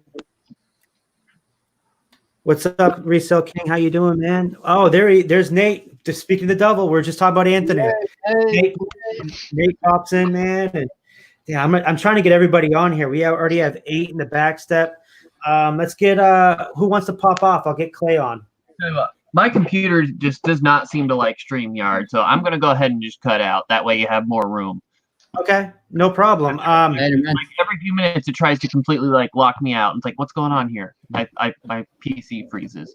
But let me at least say, my wife, our special announcement, my wife is no longer working at her old job. She decided to open up her new floral shop. Oh, congrats. That's what Congrats. Yep. Good job, man. What was my guess that your big announcement was going to be? You hit it big on YouTube or eBay, and you're going to give everybody the plan all night. That was my guess. No, not quite. My second YouTube channel isn't even close to my first. No. Look, we were just talking about Hayden and Richard, and they're both in the chat right now. Everyone's coming through right now. Yeah. Hey. All right. Well, I'm out. So I'll see you. We gotta be here next week. We got Renzi on next week, man. Another big get.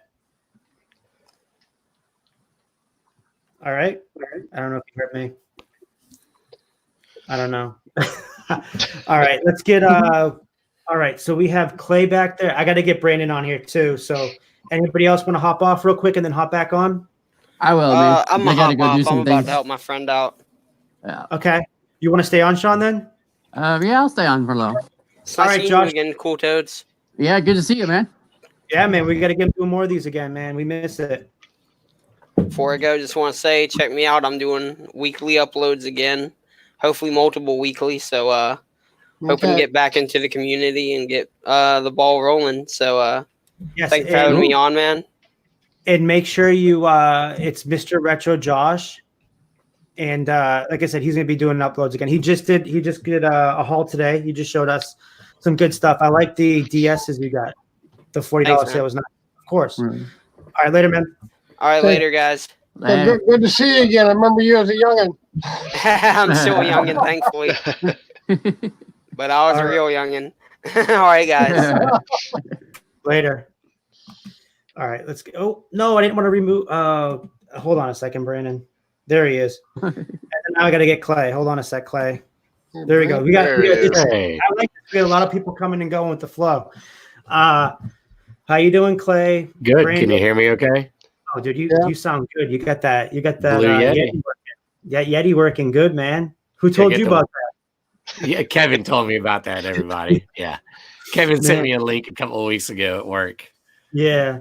And it wasn't an affiliated link because I wasn't hooked up with that yet. Correct, so. yes. Yeah. And we got Brandon in the dark. Yeah, still okay. I haven't seen him in He's in his bat cave there. Yeah. I want to say hi to a few people in the chat. What's up, Cali? He's back here again. He says, nice to see you, Sean. Yeah. What's up, dude? Old school picker. He's been here since the beginning. Thank you always for supporting me, OSP. The Thrifting Lounge. He said, hey, KND. That kid, Thrifting Lounge, he's really hot, man. He's on everybody's show right now. KND's in the house. Hello, everyone just jumped on. How you doing? Harry Humstone. I just received the first shipment of my because I'm making a whole series, and it's probably not gonna be a while till I drop it, but because we're like 8 or 9 videos behind because we had that big mix up with iMovie. We actually had to get rid of iMovie and we just went everything to Adobe Rush. And it's just like iMovie, but so much better with transitions and everything. So Harry, I swear to you, I still have not even unboxed your car yet. No offense to you or anything. I've had it for like 2 weeks now. It's because my thing is I want to put it on the video where I do the sniping because I just got my first batch of Civil War letters in that I'm going to be reselling I got from eBay. So as soon as I get those done, it's going to be the start of the video. It's going to be like, I'm going to be shouting you out. And I'm also going to take it out of the box to make sure it's the correct car because you said you don't know if it's the correct car. Either way, I'm happy with it. And I already saw the condition of it, so I'm sure it'll be fine. Sorry for killing you not to have that out of the box yet. Dude. I've never had a. You're like shaking when you just look at it. I've never had a modified diecast, and that's the first one he just sent me. I love Harry's stuff. Harry is That's why I wish we could get Harry on here too, man. Harry, he was one night where he had me and Bill, even Bill Stoner. He had us like our mouths dropped when he started showing us like the cone top beer cans. Like we were looking at the prices on them. I was like, oh my God, some of them are going from like $300 to over $1,000. He had all over us, man. Harry says he's 98% sure it's the correct one. Hey, what's up, Flip with Chris? Safely Dana, nice to see you still here. Tim, Soldier Up and Resale, man. Thank you for the sweater. I gave you a huge shout out on my Instagram. What's your opinion with the Cisco certification path? Anybody know about that? Well, I do work in IT, so that's kind of funny that I went through network administration when I was in college. My God, that feels years ago now. It depends on if you truly want that path. If you're going to go through the Cisco path, be prepared to be mentally drained during school. It'll pay off, but you just be prepared to not have a life for a while. So once I get the job, it's worth it. Easier than learning it. Well, kind of thing. Somewhat. Would I tell you it's worth it? It depends on what you want for your quality of life. It's kind of like choosing programming. Programming is not for everybody. You know, I work with hardware support. I work with the user level, and I know where I achieve at. I know where my success is in that field. I had a chance to be a programmer, but I decided that it wasn't for me because I didn't want to stare at a screen all day and not have that social interaction. The networking guys that I know at our facilities, they don't have a life outside of their little 4 or 5 man team. They don't interact with people. They literally are just typing on the keyboard, and they go, "Oh, I need to activate this port. Oh, because this security says this." I don't want that. I need that interaction with people. It's a tough job. So. All right, let's get to Brandon. He's standing up right now. There you go. Brandon. What's up? What's up, Brandon? How you doing? Oh, just been cleaning up my warehouse I just got. How did the Now, flea are market you? go? Oh, Say again? sorry. No, go ahead, Alton. I was asking him, how did the flea market go? I know Saturday he was setting up on the flea market, and I didn't get a chance to go out there. They shut it down, actually. Oh, that's okay. Damn. Yeah. Kind of the big point, because I know the one in Smithfield, they shut it down, and they took even the tables and they turned them over into the driveway, so you couldn't even get into the place.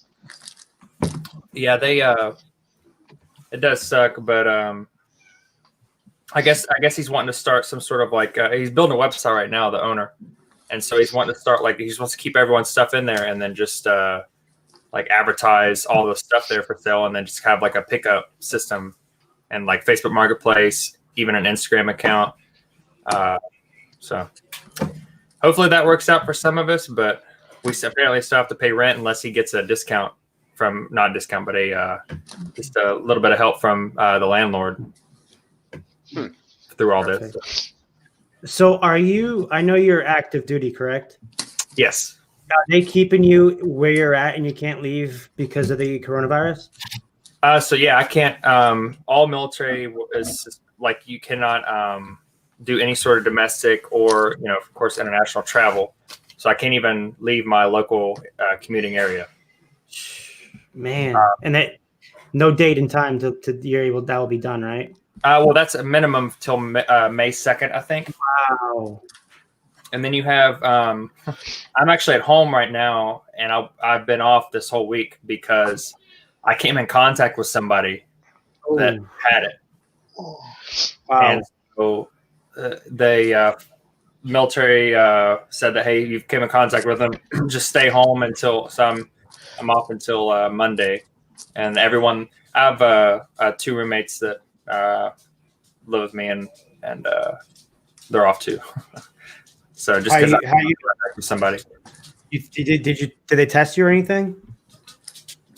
No, but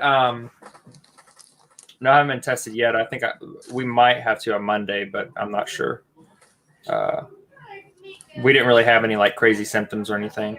We all kind of had like this wasn't, I mean, I don't think we got it. That's what I'm saying. I think maybe we had like some allergies or something because all the pollen just kind of collected here within the past week or 2. So that's what I'm suffering from right now is all the allergies and the pollen. Like me too. I'm getting murdered right now with that. And it's so hard to distinct if if it's actually the pollen or if you're sick, because this is the dumbest thing. Like we just had our first case hit us in this county on Saturday night. And my coworker's daughter just came back from Chicago. Well, guess what she came back with? A slight fever. And that's one of the symptoms. So she stayed out the next day, told her work. The work said, listen, you're in 2 weeks quarantine. Stay where you do not come here for 2 weeks. And then my coworker is like sitting there talking to my manager. My manager's been like, so when I left, I took yesterday off because my kid's mom had to work. So we're kind of like doing back and forth where she'll take off, I'll take off to watch the kids because basically my kids are probably out for the rest of the year. So I come back and, Monday, they were fine. They seemed fine. I come back and it's Wednesday and they're all day long, just nonstop coughing. It's not a wet cough. It's like a dry cough. And I'm like, geez, guys, like, come on. And then I heard her tell my manager that story. And I was like, this whole time in my office, like, you've got to be kidding me right now. I know you damn well came in contact with your daughter, probably had her over when you she picked her up from the airport. Yeah. And now you're here at the work, and if you are infected, it's better safe than sorry. I would say better safe than sorry. You know what I mean? Go get tested or stay home, whatever. But now you're at work hacking up a lung, and my manager's hacking. Remember, go suffer at home alone. Don't give it to us.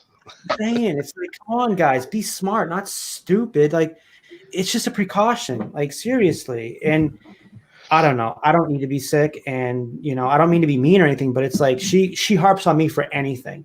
Like if I'm if I eat like food that may be borderline old, she'll harp on me that, and like she'll never let me live it down. But yet when she does something stupid like this, I don't say one word because I know she's just going to go off on me. I just like to shut my mouth a lot. But She'll know anything about the smell test? You just smell it. And I didn't smell anything. I didn't get close to her. I have my door. I'm saying for if it's good or not. Like, you know, if the milk's bad, Yeah. you know. I don't touch the milk.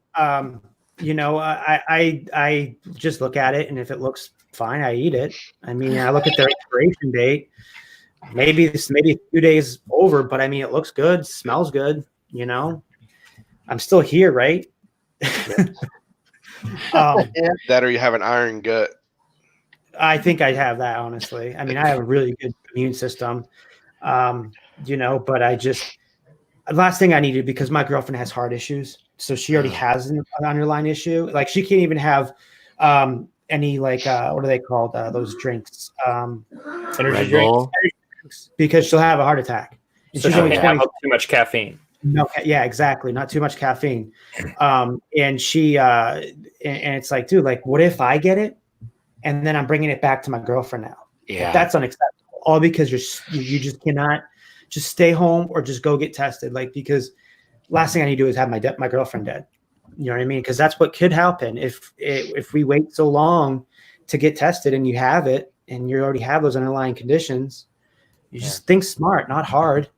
Yeah, like I skipped my dad's he has AFib, and since he ended up single again a year and a half ago from my stepmom, I've gone to all these doctor appointments, and because I finally went to my aunt who's an ear, nose, throat, and found out, Kevin, all that coughing I've had, there's like 6 weeks of the round table on Thursday, it ended up sinusitis, and my aunt said that it probably started as allergies.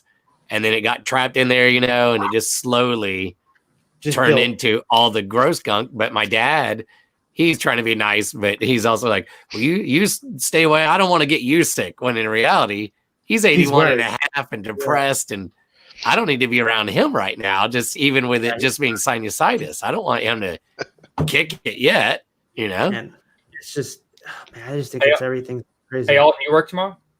No. Today was my first day. I talked to Kevin about it. Sent him a picture of I'm working from home remotely, doing a lot of the stuff that we would normally do. Yeah, I sent him a picture of my desk. He's like, "You're lucky." Dude, I can't do it. I don't have the 220 license for insurance where I'm able to go home and do it. I have to have work underneath the 220. So whenever there's a 220 in the office. I think after this live tonight, I'm gonna finish putting all those books up. Like all the ones back here are part of that dumpster dive. I still got like 100 and something books left I haven't put on the shelves back here. It's crazy. Somebody in the chat, Jen's asking, Cool Toads is the guy to the right of Larry Lafferty. So that's Cool Toads. If anybody in the chat can pick up his channel and link it. Also, if you can link up Clay and Clay's Closet. And then Resell King, Brandon over here, and put it right in the chat. That'd be awesome. And Cool Toads, I need to give you a wrench. I actually should start giving some more people wrenches here.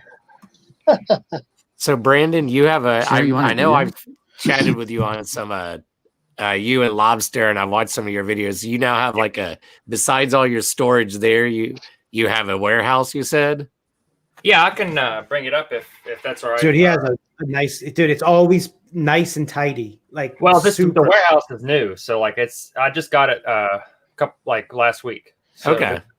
Yeah. That's cool. Do you know about let me know.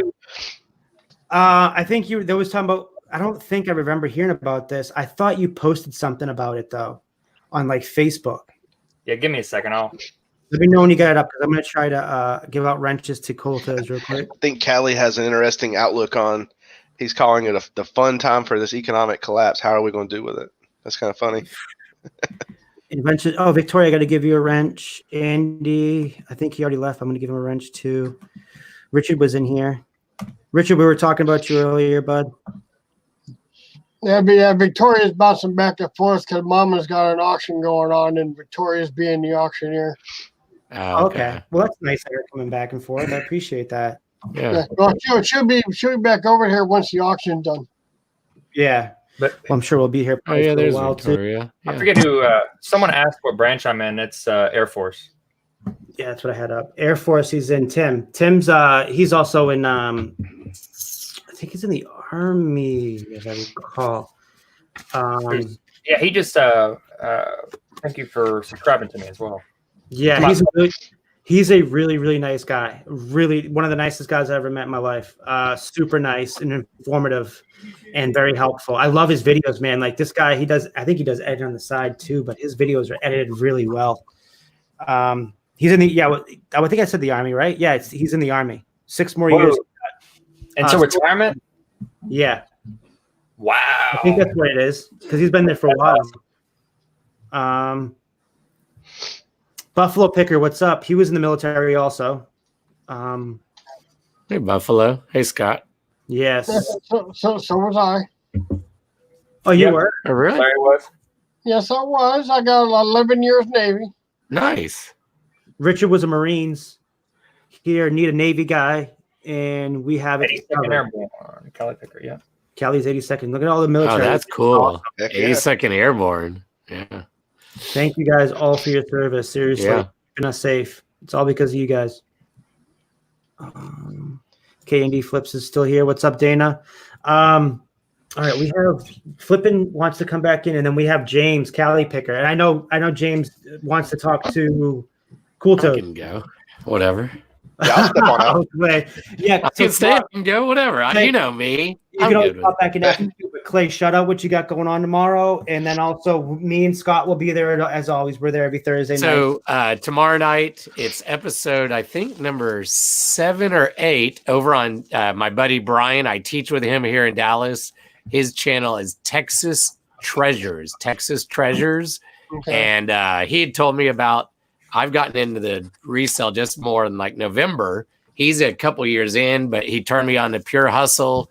We talked about doing a show together. So we started, like I said, either tomorrow's, I think, number 7, and Scott, Dumpster Diving Dad, and Kevin, they've been like kind of the regular guest since like episode 3. And then Buffalo came on when they had to go last week, Glass City. So other people are welcome. We're having Nick pick. So we're just trying to, we kind of have topics and then we take questions like this, And Nick pick, this is her first time on live, correct? Yeah, it's her first time. Yeah. Yeah. I might go live tomorrow just because I teach, like I said, and I got nothing to do and it kind of makes me accountable. So Larry, if you're working tomorrow, I'll now, look do you for you. Get paid for not working? Yeah, well, because Monday we're gonna go. We're on spring break right now, and our superintendent today said I heard part of a press conference. They're gonna take it like 3 weeks at a time, but since the CDC is saying now no more than 10, but it was no more than 50 for 8 weeks. Well, Brian and I teach at a school of 1,800 kids, so that puts you in like early May. So I wouldn't be surprised if we're done and we just use Google Classrooms, because at our school they gave out Chromebooks to every kid on Friday. Well, now what happens if a kid doesn't have internet? I know this is kind of what I did in my class, because Brian teaches language arts. Right? So they had them do that, and we had set up Google Classrooms on Thursday at an emergency meeting, and I was like, I don't know what to tell you. I was like, it's not that I don't care. That's just I don't know. So I've seen things online that Spectrum is offering free internet. Some school districts for that. So I lived in an area when I was in West Virginia before I joined, and we could not get internet. There wasn't a telephone for it. We had to pay like $3,000 or something like that for an extra telephone pole to get the internet from over a valley or something like that. Yeah. And it was like, I think we'll be okay, because it would be terrible anyway, because it wasn't fiber optics, and how far we were out, it would be extremely slow.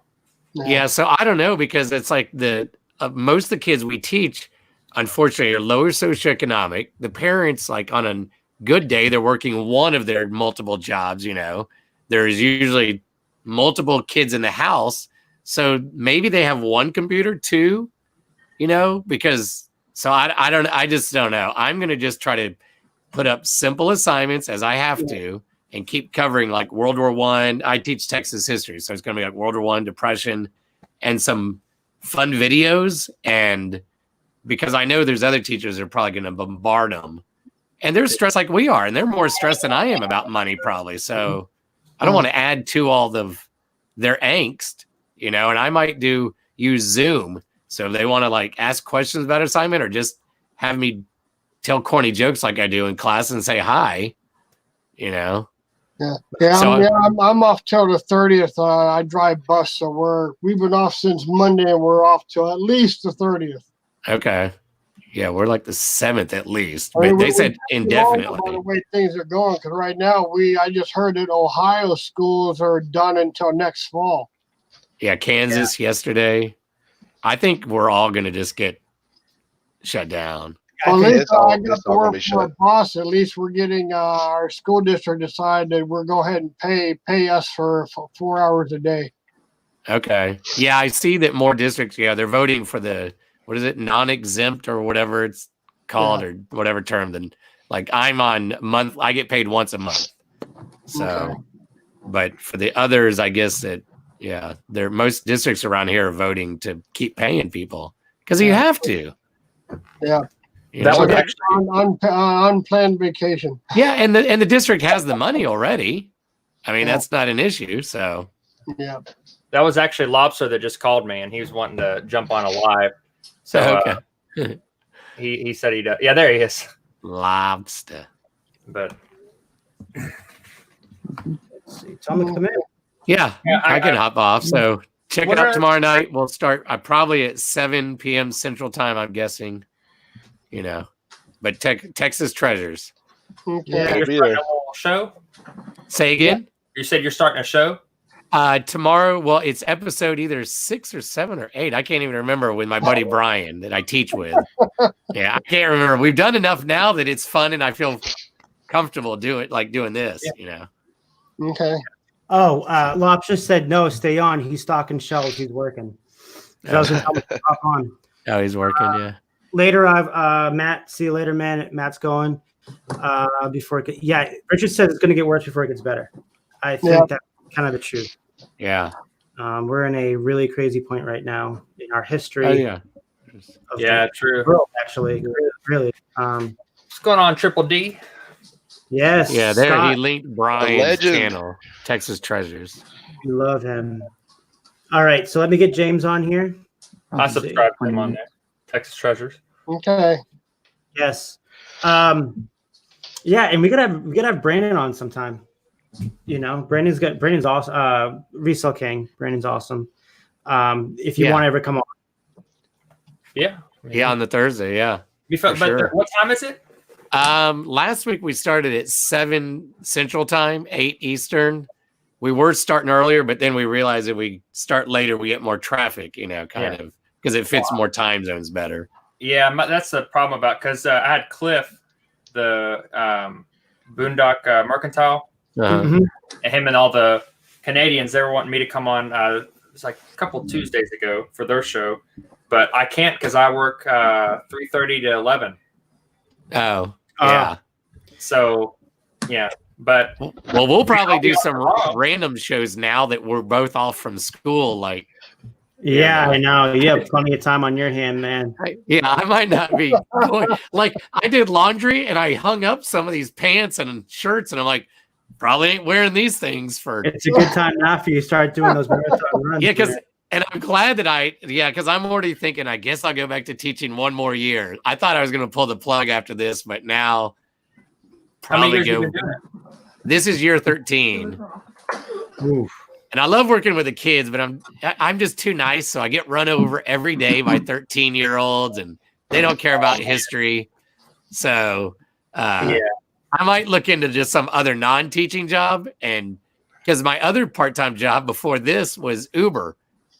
And I finally was going to do it over spring break. And then a few weeks ago, I was like, well, I'm not doing it. And now, obviously, I'm not doing that till I don't know. I even cut Uber out. Yeah, I cut it out for a while. Yeah, so it's just get through my death pile now, you know, get organized. But if you put his warehouse on, I'll watch that. If you know. Did you put it? Wait, did you put that up yet? Say again. The warehouse. Oh, what did I just do? He asked him a question and He's like, can I see it? Like, I'm out. Donovan didn't like that answer. He just done. Wow. Oh, I'm so sorry, Brandon. Now we know how it works. Rookie mistake. Rookie. Burgundy in the house. All right, I'm getting you Anchor again. My bad, man. That was funny. It's like perfect timing too. It was just like that's the second time I did this, and I think I did it a lot of Josh to him too. In the middle space, I'm just like, I'm done with it. that was good. Oh, that's hilarious. Do it again. Hey, what is your warehouse looking again? Boom. Oh man. That was good. Oh yeah. What's your answer? I don't care. Flipping flamingos. I thought that was your portrait was locked. That's why I said it's probably locked. Listen, we do this every Wednesday. Flamingos. If you want to hop on again next week, or if you ever feel like going live or whatever, we'll also be on tomorrow night. We'll be on your guys' channel, Clay. Actually, no, Texas Treasures, Brian's. Yeah. You could always pop on there with us and hang out and ask us questions too. We kind of do the same thing. A little bit different over there. Over here, I just from the beginning, I just try to I like everybody just have a good time and come in and out and have answer questions and just talk. Yeah, we kind of have an agenda for the first part, and then we've started going long the last couple of weeks, like an extra hour with like Scott and Kevin kind of hopped off, and people just came on, and then it was just free flow. Oh, that makes me think of the cool Toadcast back in the day. Oh yeah, back in the day, man. 10 minutes, 10 minutes of a subject, and move on. Yeah, but that's when we had after that. It was great though. Blow off steam. We used to have a lot of fun. Goes. Why does a lot of Josh looking?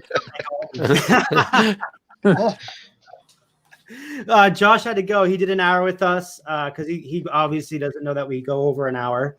But he did an hour with us, and I think he was going to. I don't know what he's going to do. Hop on another show or something. I know he stays busy. I know. Yeah. I'm sure he has a lot to do. So yeah, Clay, man, I'll see you tomorrow, and maybe you can always pop back in too. Yeah, sounds good. Later, man. All right, see you, buddy. See you guys. Let's get Brandon Street later. Let's get James on, and then Dumpster Diver Scott's on the back too. So hold on a second. Studios Limited. All right, hold on, James. All right, here we go. Where did James go? There he is. And then hold on a sec, James, before you talk. James. Okay.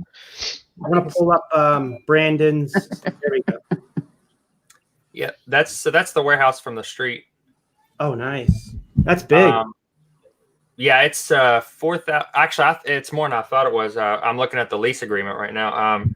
It's 4,701. Wow. You'll be set for a while, man. Square foot. That is awesome. Yeah, and it comes, of course, with the fenced-in like property, and then you can't really see it. But right here, you see the door? See that white door? Yep. That's another building that's like 350 square feet. It's like just a little garage.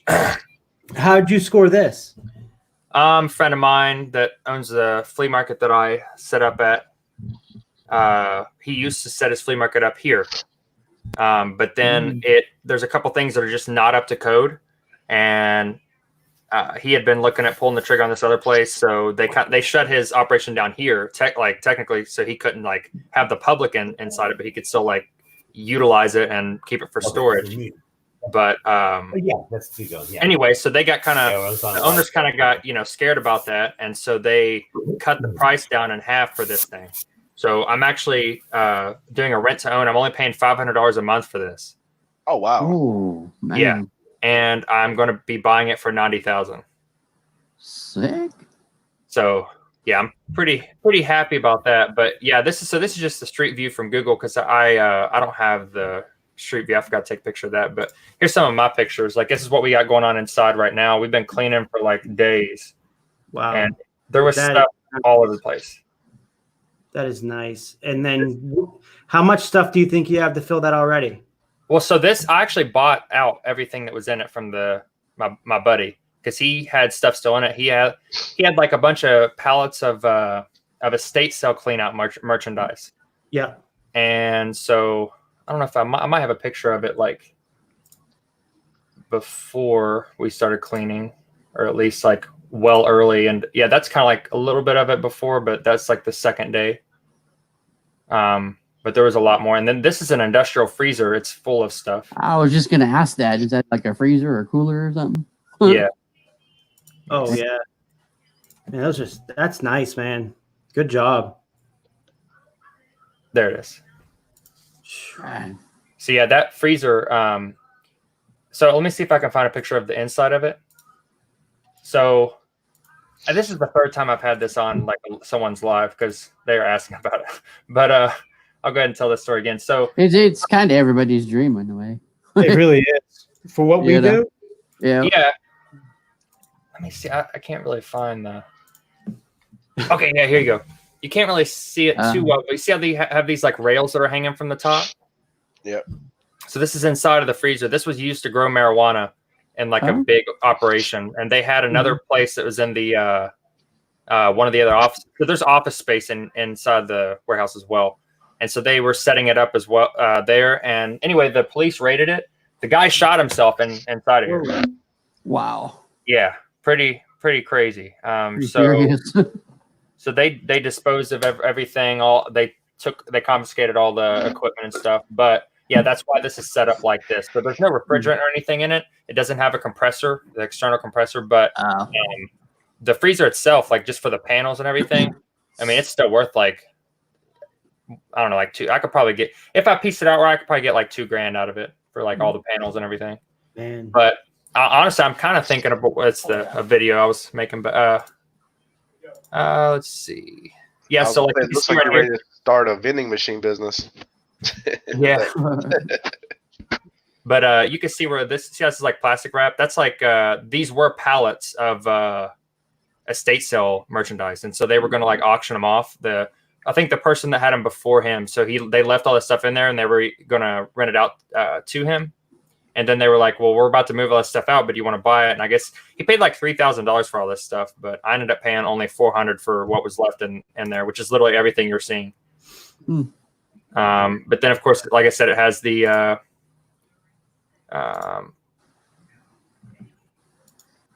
it's the office space. It's really like you can see the paneling and everything. It's like almost like a nice what is that called? Where they instigate, or what is that called? Interrogate? Interrogation room. Yeah. So he just needs to move the table to the middle with a chair on each side. Yeah. No, we literally just got done cleaning all this stuff. There was so much stuff in here. Like I've thrown away so much trash and just organized. But that is super clean. It's like, look at all that glass. Yeah. I'm gonna say you could actually make like a consignment antique dealer out of that whole thing, and people just bring their stuff to you and sell it. That's cool.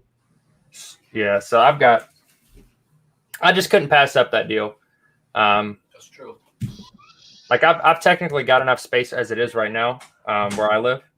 But like, cause I've got this garage that I'm in right now, and then beside me I have a 2-story, 24 by 24 detached garage. Yep. And so, I mean, I could do a lot out of those, but with this, because I buy storage units a lot, it's actually kind of nice because I can take all the stuff to the warehouse and kind of like break it down there, and I don't have to worry about it being scattered all the way, everywhere. So yeah. And then, I don't know. It definitely looks nice, dude. You're freaking lucky, man. I think anybody would give a right. I was going to throw a joke at James, but I won't say it. You guys do know that there's no foreign support with eBay right now. What? Yeah, I know. Yeah, they're all from home right now. You had to do it all by email right now. Yeah, kind of like the Poshmark way, and you know how that goes. Hey, what's up, Richard? Richard's back. Burgundy's still here. Burgundy. He was talking about Mr. Retro Josh. Yeah, you weren't here last week, Sean. He was a little out of his mind. He was what do you say? Cross, whatever that means. As I say, Alton, if you feel like you can come check it out tomorrow. You guys live close? Yeah, he's only like 30 minutes away from me. Oh man. Well, no, the warehouse is even closer to you a little. Well, no, it's in Goldsboro. So, but from where I'm at now, technically. We'll see how my day goes with all the people trying to start their weeks from working from home. Oh yeah. So how's Kelly? It looks like you got sunglasses on. No, it's just my regular glasses, a reflection of the light here. Yeah. Oh. Yeah, I just want to say, Brandon, thank you for your service. Yeah, I appreciate that. Thanks for paying your taxes. That's awesome. Thank you for your service. Thank you for paying your taxes. I like that answer. Yeah. I still have my jump wings. Yeah. Oh yeah. Yeah. Yeah. That's quite So a few. Brandon, you obviously know Cali Picker, right? Yeah. Yeah. And then you know Alton, of course, and Larry. And John, and how the you other doing, guy man? here. Nah, I never met him before. Sean. No, I know. I was getting to you, man. Jumping. Dude, yeah, no. He brought up like the best toad cast ever with antique toothpicks. I'm sure he did. Oh my word! I still laugh at that. That joke. was That's classic. Yeah. That was Yeah, 10 minutes of just laughing. Yeah. Yeah. So Brandon, a long time ago, I want to say like 9 years ago, around 9-10 years ago. I don't know if you heard this in the chat, but Sean put me on for the first time ever on live, and it was fun because we had Ronnie Hart on there, Golden Finger Picker. We had all the big classic guys back then, the Gilmans, and we went on. What was it, 10 or 12 hours? I think me and Ronnie were the only ones left in it for like. I think we stayed for like a remainder of 3 extra hours, just me and him hanging out, just seeing how long it was going to go before it kicked us off. Yeah, there was about 4 or 5 times that it went like all night practically. Oh, it was so much come fun. in and go out and do whatever. Well, nowadays people do that just David to and get their Sarah hours. Gilman together. You're gonna have an all night hangout. Yeah. Anytime, The Sarah and Gilmans Dave. are awesome, man. I don't know where they There are was tonight. one night, I think Dave finally passed out, and it was Sarah, me, and somebody Yeah. else was left. I have no clue where they are. I haven't heard from them all day It was, today. I don't know. it was even my show. I'm like, okay, I'm going to bed. I'll just leave it on for you guys. Yeah. Now, who was that one guy that would always fall asleep on the shows? That was I was Texas thinking about him the other day. auction picker or something like that. What's his name? I was just thinking about him the other day. I'm like, man, that dude used to fall, or he used to put like the thing, like lobster, like lobster does that now. Texas auction picker, I think it is. Yeah, he'd be Oh, sitting in yeah, the chair and yeah, he would drunk on, he'd fall asleep on a live show. Yeah, no one wants to see me It's fall funny, asleep on a live show. Sarah finally asked me and said, "Why is your eyebrow white?" Remember when? Oh, yeah. After the show, she just bluntly said, what was his name, David, or I forget, or Tom? Said, "Tom, why is your eyebrow white?" Because he had a color problem. Well, Sarah doesn't hold back. Yeah. I just saw somebody asked me what will happen if I like get PCS somewhere else, like if the military wants me to move somewhere else. But my job only has 6 bases in the world, and this is like the least desirable of them. So if I want to stay here, I will stay here. So that's the answer to that question. What is your job? Are you an in-flight missile repairer? No, avionics systems for F-15. Nobody got that. Sorry. Michael Baumberger, there he is. Where are you? Okay. Yeah, Michael Baumberger. That was his name. Yeah, Michael. Baumberger. Yeah. Wow. Where are you stationed at right now? Seymour Johnson in North Carolina, so about an hour from, hour and a half from Fort Bragg. Yeah.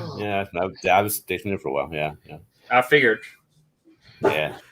We go down to Dude, Myrtle Beach all the time from April through September. Every single weekend, we drive from Fort Bragg to Myrtle Beach. Yeah.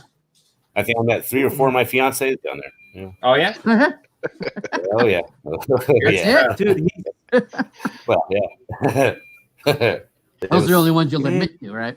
Well, I don't know fiancés, so yeah. Yeah. So they're still fiancés then. Maybe. Yeah. Since you never married them.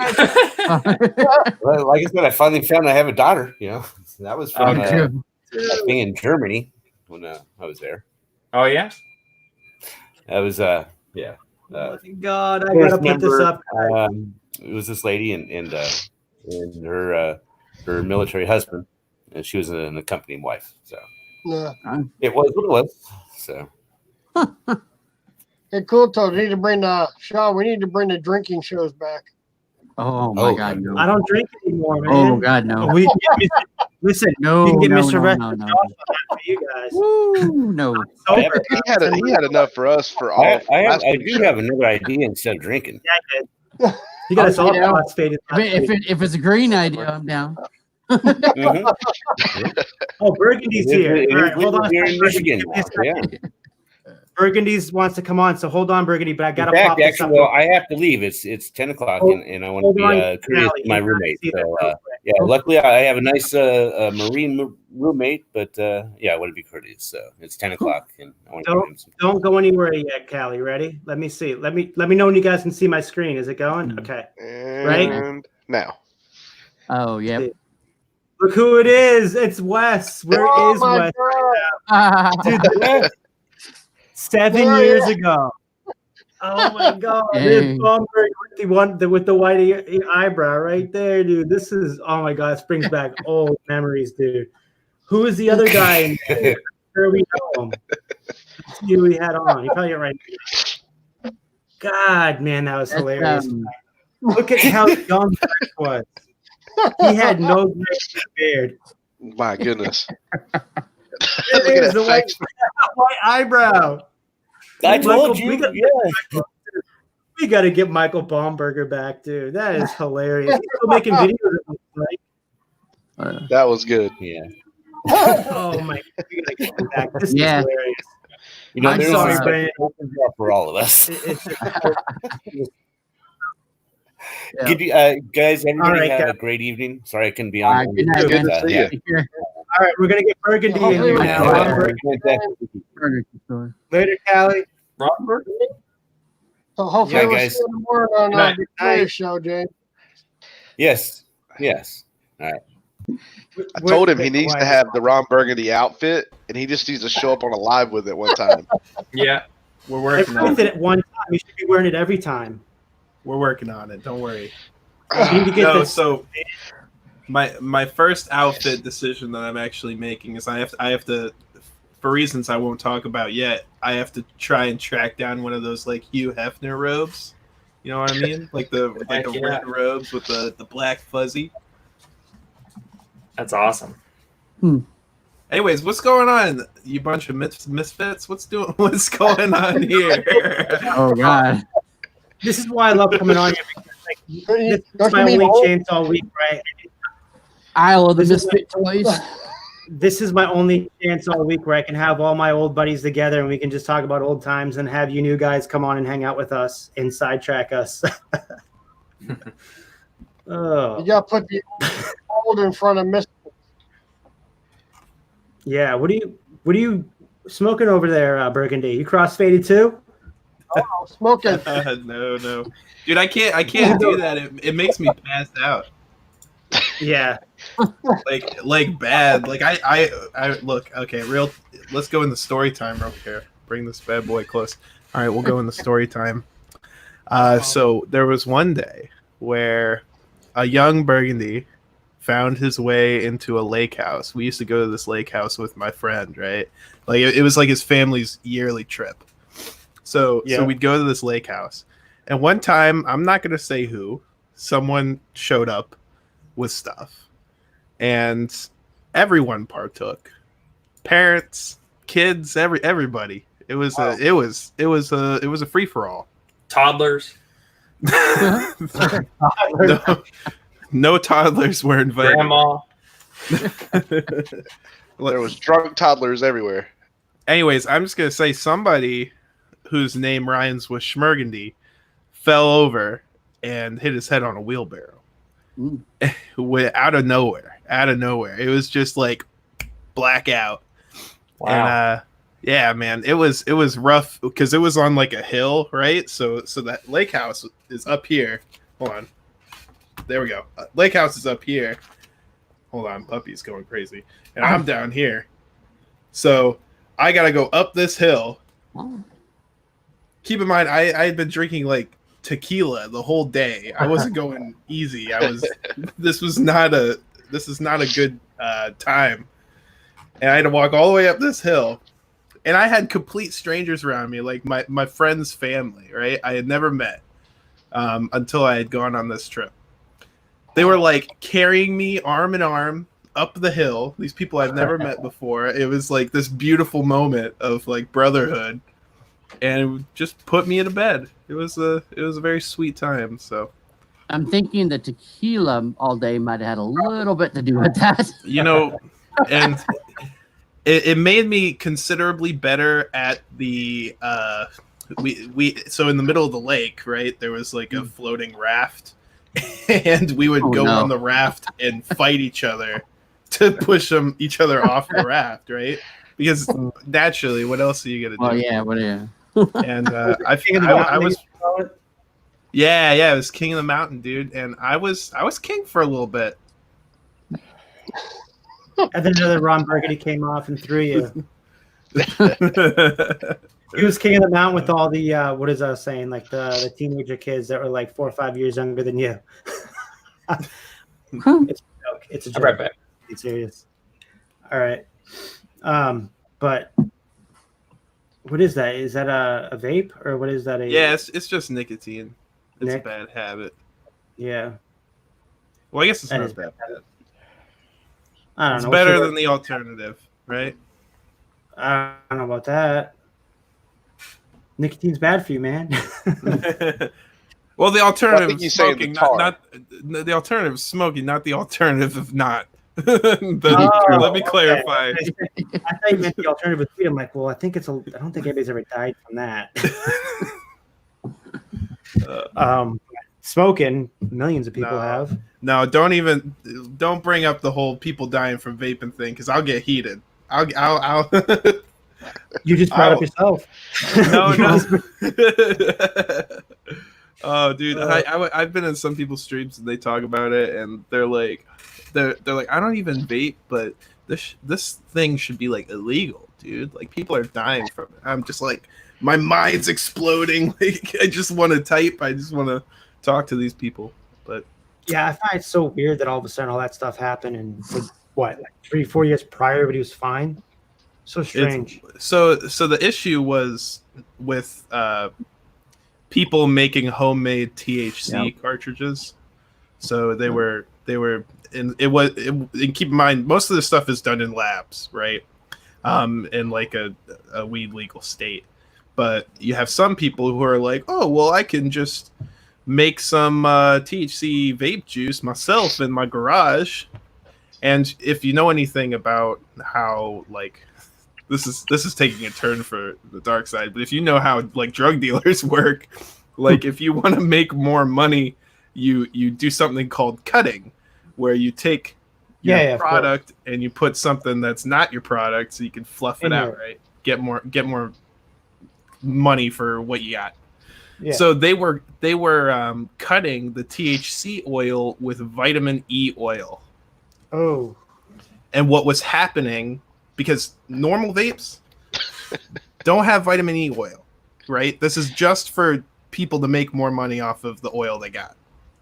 So when you actually vaporize vitamin E oil, it turns into something called vitamin E acetate. And then when you inhale it, it was causing all the pneumonia-like symptoms. But no one in the news media was talking about that. They were talking about how nicotine vaping is so bad and blah, blah, blah, lobby. They always hang on to something and they keep some sort of thing out of it. You know what I mean? Yeah. It's frustrating, man. That's why you gotta be really careful with the media you consume. I tell you, Andy's got me laughing in the chat. Did you see what I wrote to him?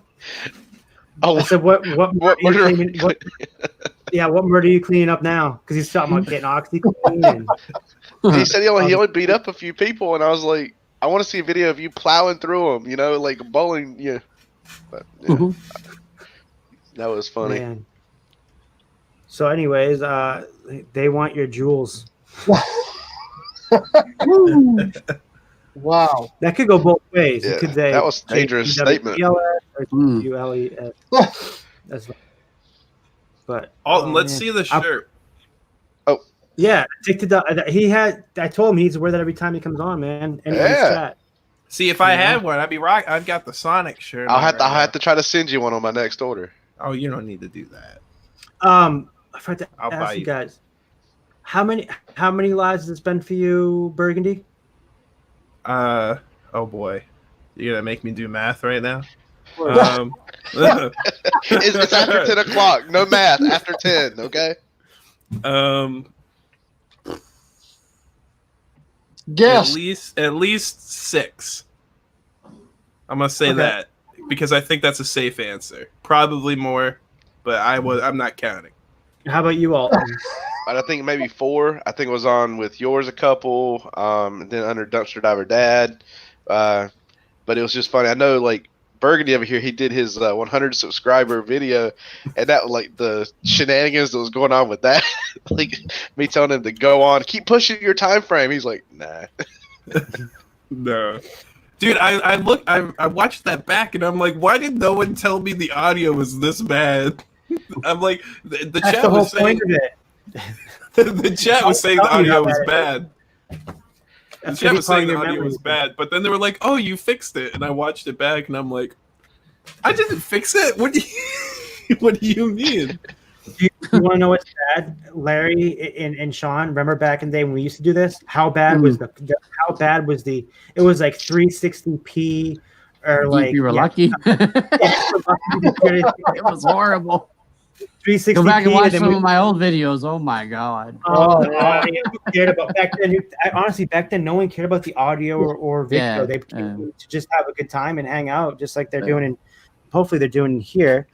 But but man, dude, you look at us now. Video we got was nasty back then. 4K. This thing right here. Well, like back then, that was what, 7 years ago. Back in the 40s. Well, we just have to figure out a way to get Kevin's internet connection to be more stable.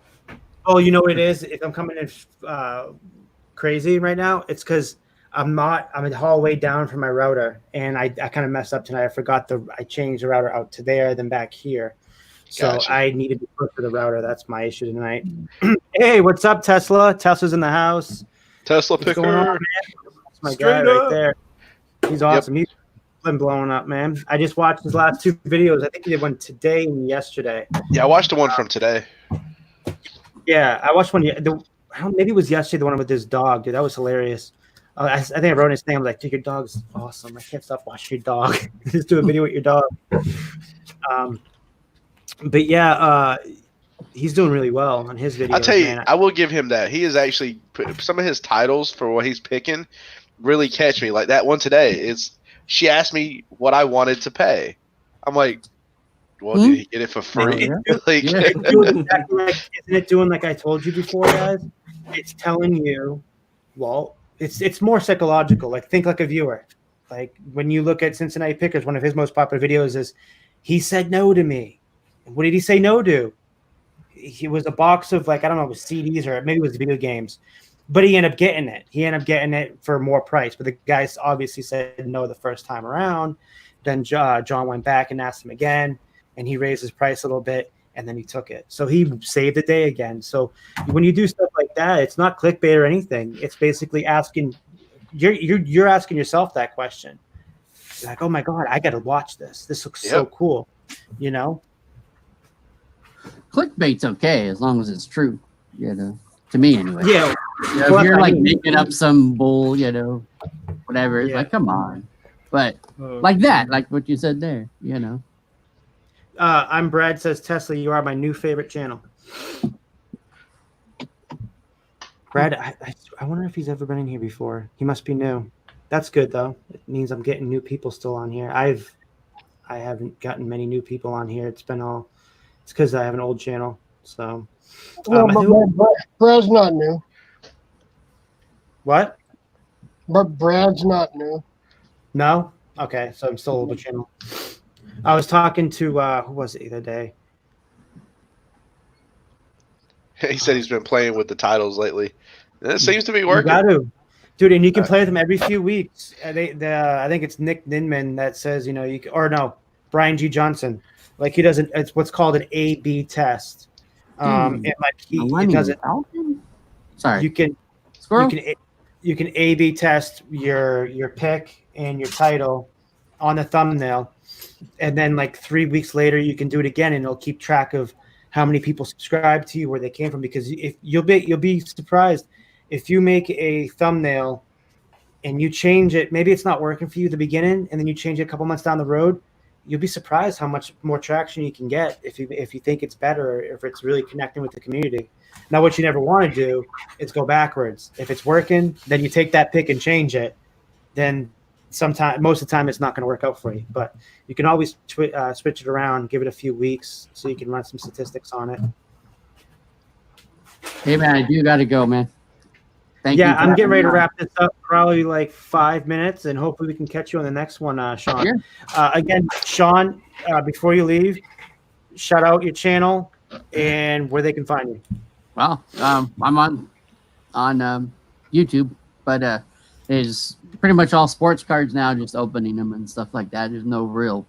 I mean, I have old picking stuff on there, but yeah, it's Cool Toad Sports Cards, separate words, 2 words. Those are getting. I do a lot right more now. on Facebook, unfortunately, but yeah, people on Facebook. I'm so glad to see you kicking around still, man. Yep, I'm here and there. I changed and became a caregiver, still am, but yeah. Yeah, that's awesome. But yeah, send me a chat, man. Definitely private PM me. Yeah. All right, man. Thank you. Thanks for coming on. Appreciate it. See you guys. And then there was just 2 OGs left. Me and Larry.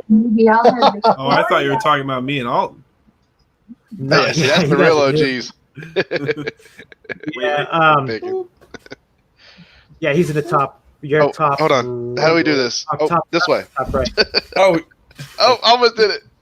Oh, there you go. Larry's in my way. Larry, move. Larry, move. No, I'm just kidding. No, that's awesome, Larry. This is the first time you stayed for almost all of it. Larry? Is it your I think he's muted. Uh-oh. Wait, hold on. Oh, I'm bouncing back and forth.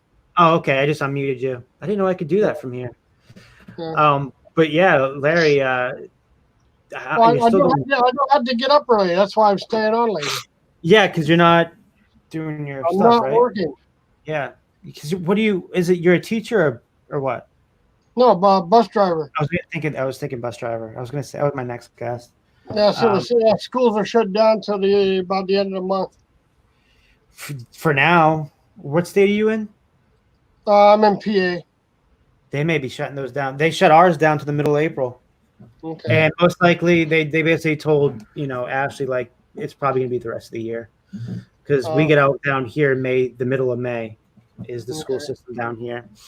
Hey, what's up, Buffalo Pickers back? What's going on? Yeah, realistically, guys, we're not going to see any kind of normal thing back Friday, at least as close to June or July. If we want to be honestly the way things are going, because they haven't even stopped the spike yet in the upward trend. So until that's done, you can just kiss normal life goodbye for right now. Well, I heard today that this could possibly last about 18 months.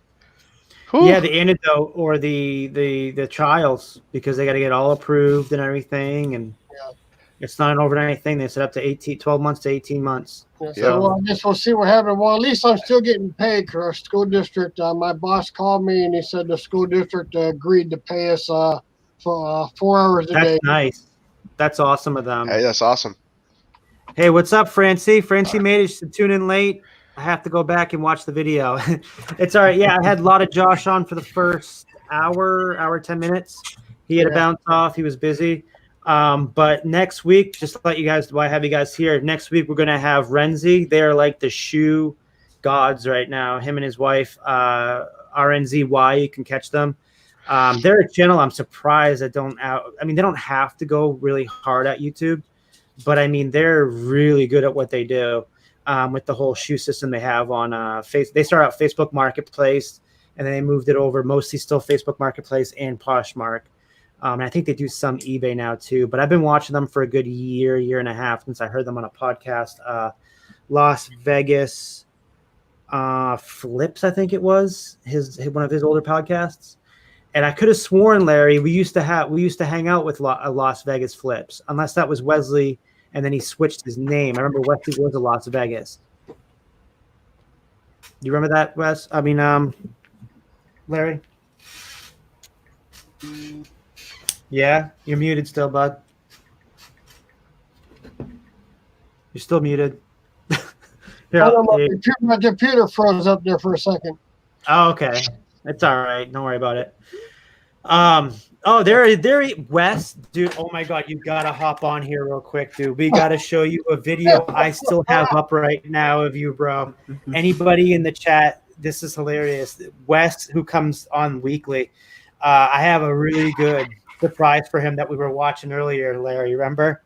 Yeah. Alton was on. All you guys, I think, were on when we were just watching it. That was me. Oh, so did you, Wes? Can you hop on, please, bro, real quick, so we can holler at you? Oh, holler at him! Holler at me! Come on, Wes. You said you're going to get off pretty soon, Kevin? Yeah, probably here like 5-10 minutes. But I'm trying to get him on here real quick.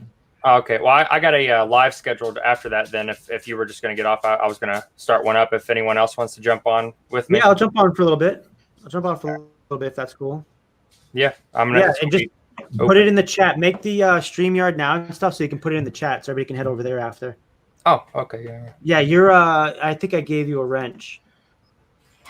I'll test it. I'll see if I'm on there as well. Yeah. All right, is that Wes? All right, hold on a sec, guys. We got. Oh, there's Scott. All right, Scott, hold on a second. We're gonna get you. Wes, where'd you go, bro? Yeah, it turns out I don't have a wrench. You don't have a wrench? All right, I'm coming back to you right now. Hold on a second. It's all right. Give the man a wrench so he can do his I thought I job. gave him a wrench when he was writing earlier. Let's go this. I'm at 444 subscribers. Try to get you some more, man. All right. Oh, here we go. Okay, so I'm going to get in here. And then I'm going to pause this. By the way, any of you guys in this stream, please hit the thumbs up. Smash the thumbs up. Yeah, kind of kill that thumbs up. All right, here 1045. Here comes your wrench, Brandon. Comes the wrench. The spanner. There you go. You're good. All right. So there's Dumpster Diver Death. All right. So whenever you hop back in, Wes, man, let me know, bro, so we can have this funny ass time on your expense, bro. Triple D. There you go, Scott. What's going on? There he is. Hey. How's it going? It's going. Hey. Yeah. What's up, Mike? Flipping goodies. Yeah, Tesla. Of course, I gave you a wrench, man. You're part of the crew. The dad. Yeah, Dumpster Diver. That's Scott right there, my boy. Sorry you weren't able to make it on. I had a lot of Josh. Yeah, Brandon. Yeah, you guys got busy. Yeah. That was awesome. Yeah, dude, we had it going for really good. It's the first time I actually stood up doing a hangout the whole time. It's been 2.5 hours. I wonder how much calories I lost. But I tell you, it feels good. Like I feel like I'm into it more by standing up and moving around. You know? I can't do that stand-up stuff. Nope, that's too long. Yeah, I like sitting. There's a new one, Retro Dealer. Yeah, that's the new one. Hey, what's up, Retro Dealer? How you doing? Hey, Retro. Yeah, what's up? I don't have Retro. I don't either. He's got to be. Where'd you come from, Retro? I'd love to know. He comes from is Wesley hiding now because he knew I was going to bring up something that was going to embarrass the crap out of him? Where'd he go? He said he was testing out his new headphones. Camera mic not working. Trying to get it going. Yeah, I know what he's doing. Well, you should just show him and let him. Yeah, I'll do this. Hey, ready? Ready for this one? All right, let's do this. Screen share. This was Wesley about 7 years ago? I was just looking up. Oh, here we go. Is this him? Is he in here right now? Yes, he is. All right, hold on a second. Oh, I got to add. Someone's got to drop out real quick for me. Anybody want to drop out for me real quick? So I can get. I can jump out.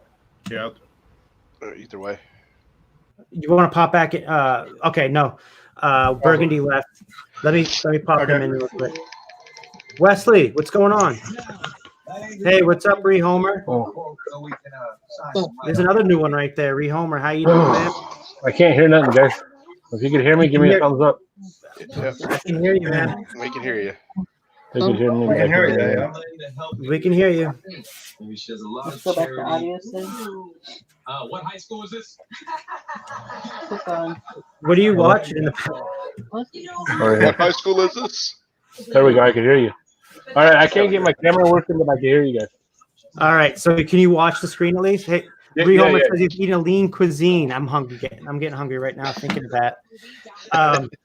You can just subscribe to him and then Retro. So Rehomer, I just subscribed to you, and Hey, Wesley. I'll make sure to do that now. Yeah. Wesley, mute your sound because everyone can hear your TV. Perfect. Okay, now I'm going to play what I was trying to show. This is Wesley 7 years ago on a guy's I used to go on back in the day. I was randomly just looking for this video. And ready, Wes? No, but go for it. Can you see? Let's see, Wes. Where's Wes? I can't see. Michael? I can see your screen. That's it. Remember Michael Baumberger? Yeah, I There he is. remember him. I don't see nothing though. All I see is. Oh wait, am I not? You're not sharing. Switch over, yeah. Am I not? I'm not screen sharing. Hold on a second, guys. nope, not screen sharing. I'm such a noob. Oh, who said that, Darvin? You sound so young, Wes. Can you see it now, Wes? Oh my God, I see it now. Oh my God, bro. We got Juan Santana in there too. Yeah, Juan Santana, that's who it was, man. Dude, that's hilarious. Look at Baumberger. God, we got to get Baumberger on here. Juan Santana, dude. Let me get out of this real quick. How do I get out of this? 7 years ago. That's crazy. Yeah. That was a good one. How do I get out of this screen share? Am I off it? Yep. You're off. Okay. So Wesley, remember Juan Santana? Didn't he run for like governor or something like that? I could have sworn he was going for mayor or governor. He was going for mayor of Hialeah in Dade County or whatever, right? Florida. Yeah. And he's ran multiple times. So I think he's going again this year. Yeah, but he don't care. He's going every year. Going everywhere until he wins. Man, that dude. We got to get Baumberger back on here. I wonder if Juan would pop on here on one of these. So, who was did you have a podcast that you had Renzi on, or who is that Las Vegas? It was like a Las Vegas Flips, or that was my name, dude. I know it was your name, but I'm trying to remember who. It was something Las Vegas, and they had Renzi on. I think they were the first people to put Renzi on their podcast, and that's how I found out about Renzi. So next week, we're gonna have them on. Him and his wife, Renzi, at 8 p.m. Eastern. And then the following week, we're going to have Chris, Daily Refinement, on. And then after that, I'm trying to work on getting the guys from Pure Hustle Podcast on. They couldn't make it tonight, even though I was going to try to push them anyways because we had like Josh on. So we got some big guests coming up soon. And then there's a couple other bigger ones that I'm trying to get on here too that I'm working on. So just trying to do the best I can and having a good time. So. Oh shit, dude! Green Mountain Picker wrote. No, he was going for mayor. I think he was still living with his mom. Oh no! Oh, I love Green Mountain. He's hilarious. No, I'm doing it. Oh, he's still trying to get there, trying to move out of mom's basement. Oh no! Hey, at least I could say, at least he tries, man. That's hard stuff right there to get into politics. Yeah. You know. All right. So, anyways, I'm gonna get out of here. I'm gonna have you guys shout out where we can find you and what's coming up for you next. Let's start with Brandon first, since he was just up. There he is. All right. So I'm gonna post my link to the live that I'll be starting at 10:45.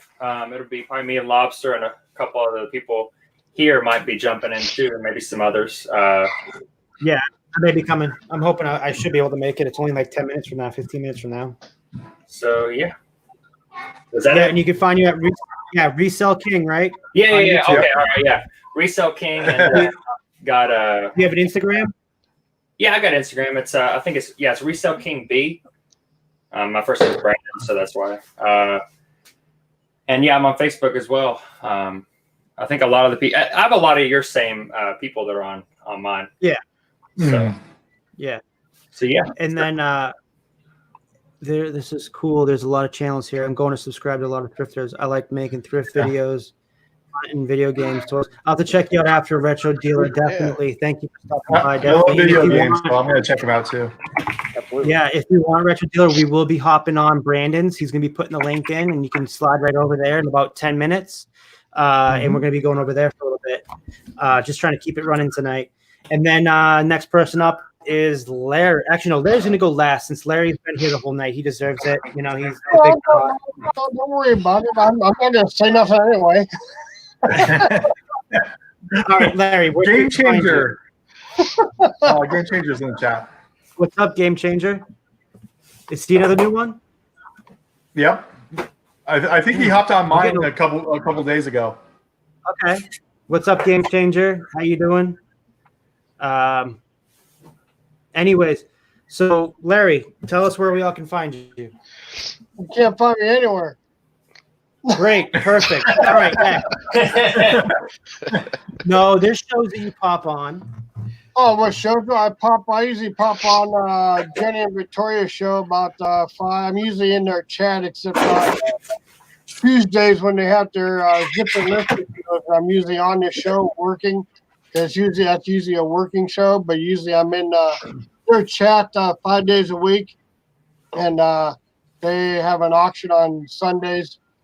And whoever else goes live, I'm usually in the chat, but that's pretty much it. I'm usually in everybody's chat. Mm-hmm. Beautiful. Yeah, he is. He's been around for a long time behind the scenes and just started making videos. So keep going at it, man. And my lives is usually on a Saturday and maybe a Sunday if nobody else is happening. I usually pop up a live going on, and I just get random people popping in. Except a couple weeks ago, I left my LinkedIn too long for StreamYard to come on, and I had 3 trolls show up. Oh man! And eventually they find it. I had to find out how to cut off the last 10 minutes of a live show because it wasn't going very good, and I wasn't really happy with one of the guys' pictures that he had. It looked like a dog between a woman's legs. Oh my god! They showed up with pictures on your show. I'm like, you got to be careful about the stream. I edited it pretty quick, and I figured out how to delete the last 10 minutes of the show. Brandon, put your link up again because the rehomer wants to know. He was making a sale, so he wants to know who's going live next. Yeah, he found it. Okay, perfect. He found it. All right. So where can we find you on Facebook and Instagram? Yeah, I thought you had an Instagram you just made. Oh, Larry. What? Don't you have an Instagram? Yeah, but I don't remember what the name is. I love it. My man. You make an Instagram, don't know the name. Everybody finds me on Instagram. I don't know how, but they just find me because They will. I'm friends with everybody else. You are. You've always been 8 years, man, or 10 years, man. I've been just your on friend. Instagram, and I'm following a lot of people on Instagram. They just find me on Instagram somehow. I just can't believe that I was like, man, Larry. That's all we used to all say back in the day. Larry. I still get picked on. I still get picked on in chats. I mean, it's fun. Oh, I love it, man. You're awesome, though. You take it. You roll with the punches. Tommy Bernard, he started one for me on my last into the last slide that was going on, and I got picked up pretty good for about 20 minutes. He told me I should be a pole dancer in drag. He said I should Sounds do, about he right. said I should do that live. He said it'll probably go viral. I'm like, oh my Yeah. god. It can't be as bad as Cali Picker's bong video that still gets like thousands of views every single year. All right. Next up is Scott. Where can we find you, man? When you're not hanging out on channel on YouTube, Dumpster Diver Dad, and then also on Instagram, Dumpster Diver Dad. So I go by Triple D, 3D, but Dumpster Diver Dad is where you can find me. And thanks for everybody for subscribing and watching my videos. So. Of course, man. And he dumpster dives and he also resells and does a lot on Amazon. He's the one that actually got me into doing dumpster diving. Yep. Yeah, I tell everybody to dumpster dive at least once. You did. You got me. I like it, man. I have a lot of fun dumpster diving, dude. I don't know if I'll go for a little while because of the coronavirus, but man, it's a lot of fun. Mike says, where can we not find DDD? I was just going to say that. Yeah, that's true. That's right, Mike. Oh, those guys in WeHo make like $800 a night. What's WeHo? I do not know. West left before I could get him on to shout out, and then Burgundy, he was behind the scenes. He left before I could tell him to find out where you could find him. Burgundy Resells, you could probably find him on Burgundy Resells on what is that called? YouTube and Instagram. Yep. And then last person, Alton, where can we find you? Well, it's pretty easy. You know. North Carolina. Absolutely, North Carolina. Don't tell everybody that unless I tell you. Addicted to Hustle, same on YouTube and Instagram. We have a good time, and you know, Dumpster Diver Dad got me into doing some dumpster diving. I found a whole crap ton of books. Things are listed back here. I mean, look forward to more journeys. Who got you into doing dumpster diving? Okay. Dumpster Diver Dad, but Kevin goes, I'm going live one night. Out of the blue, I'm like, wait a minute. If he's got his, I'm going because, Kevin's already going. I wanted to go do it. Yeah, let's go do this. So between both of them, yes, both of them are the reasons why we decided to go anyway. Me. Awesome. Me. And I want you to send me a shirt for all those books you sold. You got to send me one. Yeah, send me one too, man. Come on, I'll wear it. Absolutely. Yeah, I'll wear it on live.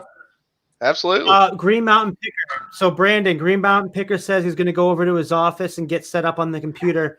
I think I want to come in someplace. Yeah, put that one more time in the link. Yeah, Green Mountain Picker wants to come on too, man. He's an OG and he hasn't been on in a long time. He's going to put the link up there right there for you, Green Mountain. All right. And when you get there, we'll give you a link to the StreamYard. Right. Yeah. And then also, so for me, you can find me here, Thrifting Lounge. You can find me. We just started a blog, which has nothing on it yet, but it's Thrifting Lounge. Hold on a second.